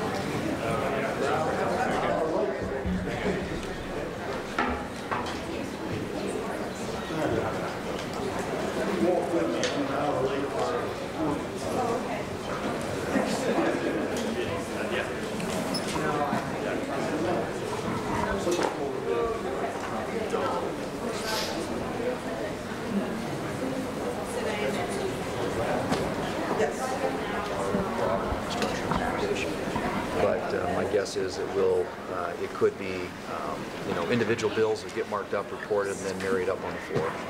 Do you think there is a realistic chance that something like that could happen this year, or is that not really realistic at this point? I think it's realistic that something could happen that would constitute sort of a down payment on a bigger, more robust bill. I think the key right now is whether or not we have sufficient resources to fund an infrastructure package. But yeah, I think something will move, and it may be along the lines of things that you've heard talked about here. We've got an FAA reauth bill coming up. We've got autonomous vehicles. We've got a whole series of things. Broadband, hopefully the bill with shots that it would expand broadband deployment.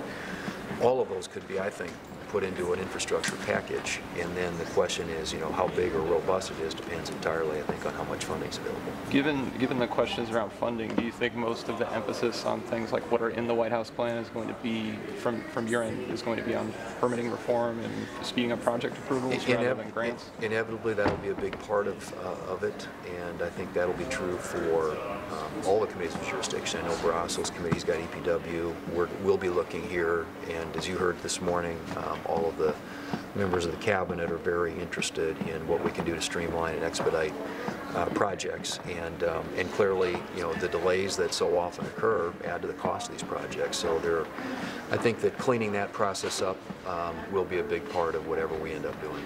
Mr. Chairman, on a different subject, how do you plan to overcome Democratic objections on the 189A fix?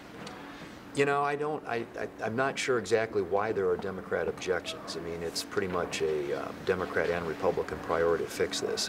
If we don't get it fixed, it's going to get real ugly in farm country. So I hope that in the end, that whatever Democrats might be saying right now about any concerns they have about this, that we can get those resolved and we can get a good big vote on this, because it needs to get fixed, and if it doesn't get fixed now, it's going to create some serious disruptions in the ag economy. Do you think you have the votes for that fix right now, or do you still need to do some more work there? No, I mean, I think we have. If we get it on the floor, I think we have the votes for it, and there's going to be so many other things riding on this bill that it's going to have very broad shoulders, and there are going to be things in there that everybody is for.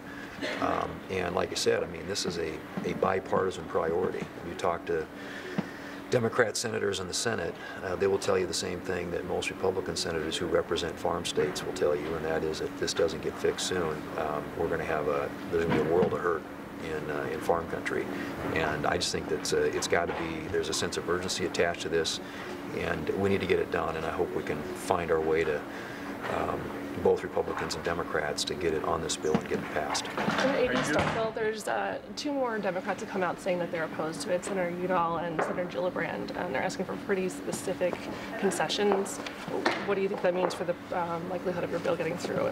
Just got their letter during this hearing, right. So we'll take a look at it. I had a chance to look at it. I wasn't sure. And I think part of it, too, is Senator Peters has been talking to some of the Dems who were thinking about signing on, and even some that did. And I think part of it is just hopefully bringing them up to speed on what it is that we're doing. A lot of these concerns that are being raised on safety grounds, and one of the biggest reasons for doing this bill is safety. 35,000 fatalities every year on America's highways, 94% of which are human error, either distracted driving or DUI. So there's a very compelling safety reason to do this. We obviously are very interested in doing it in a way, first and foremost, that make sure that it's done safely, and that's why we want to have sort of a policy framework in place that puts the guardrails out there, so to speak, as they do the research and the testing, and hopefully ultimately the deployment. But if we don't move, this stuff, there's just going to be a lot of confusion and uncertainty, and I don't think that's a good environment in which to promote a technology that I think can be very transformative for our economy. How are you doing with the AV bill? You looking to schedule some floor time for that, or made any progress with that? If we put it on the floor, we'd get 85 votes for it. So, the handful of objections to it right now are really just that. I mean, it's a pocket, and there are, in some cases, there may be some specific objections which we'll try to address, but some of it is just sort of generic objection, but if we can get it voted on, it'll win big. And so we'll see. I mean, I've asked the leader to look at giving us some floor time for it. As a freestanding bill, It's hard to get times. We got scheduling issues, but we also have FAA reauth coming up and some other things that are going to have to get done. And there are always places, I think, where that bill could ride. Mr. Chairman, on the infrastructure thing, are you concerned at all about the lack of progress on how to pay for this? It's something that came up a lot today. Yeah, it's hard. I mean, I don't, like I said, unless somebody's ready to bite the bullet and come up with a new funding source, there are limitations to what we will be able to do. There are, like I said, a lot of the streamlining of the permitting process does save money. I think there is some money allocated in the budget deal this next year for infrastructure, and I think there are probably some other, there's some other offsets that we could come up with to put together a decent package. But to get the big, really robust package the President's talking about, you'd have to come up with a significant source of revenues, and so far those haven't been identified. You're on the Finance Committee. Is that something that's going to happen there?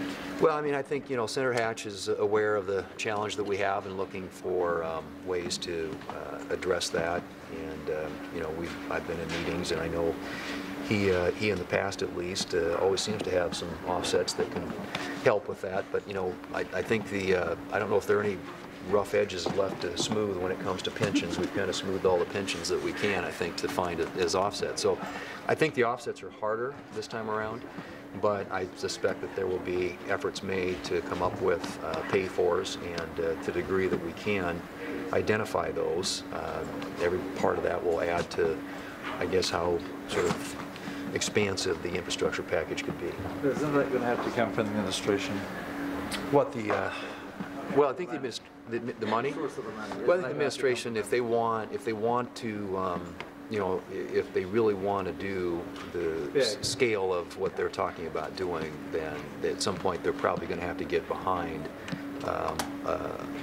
some form of pay-for-us, and I think it's going to take the President to do that. I just don't think there's going to be enough support up here for new revenues to do the kind of thing that they're talking about doing. Thank you all but that doesn't very mean we can't do something. Thank you. So, Thank you, Chairman. Thanks, guys.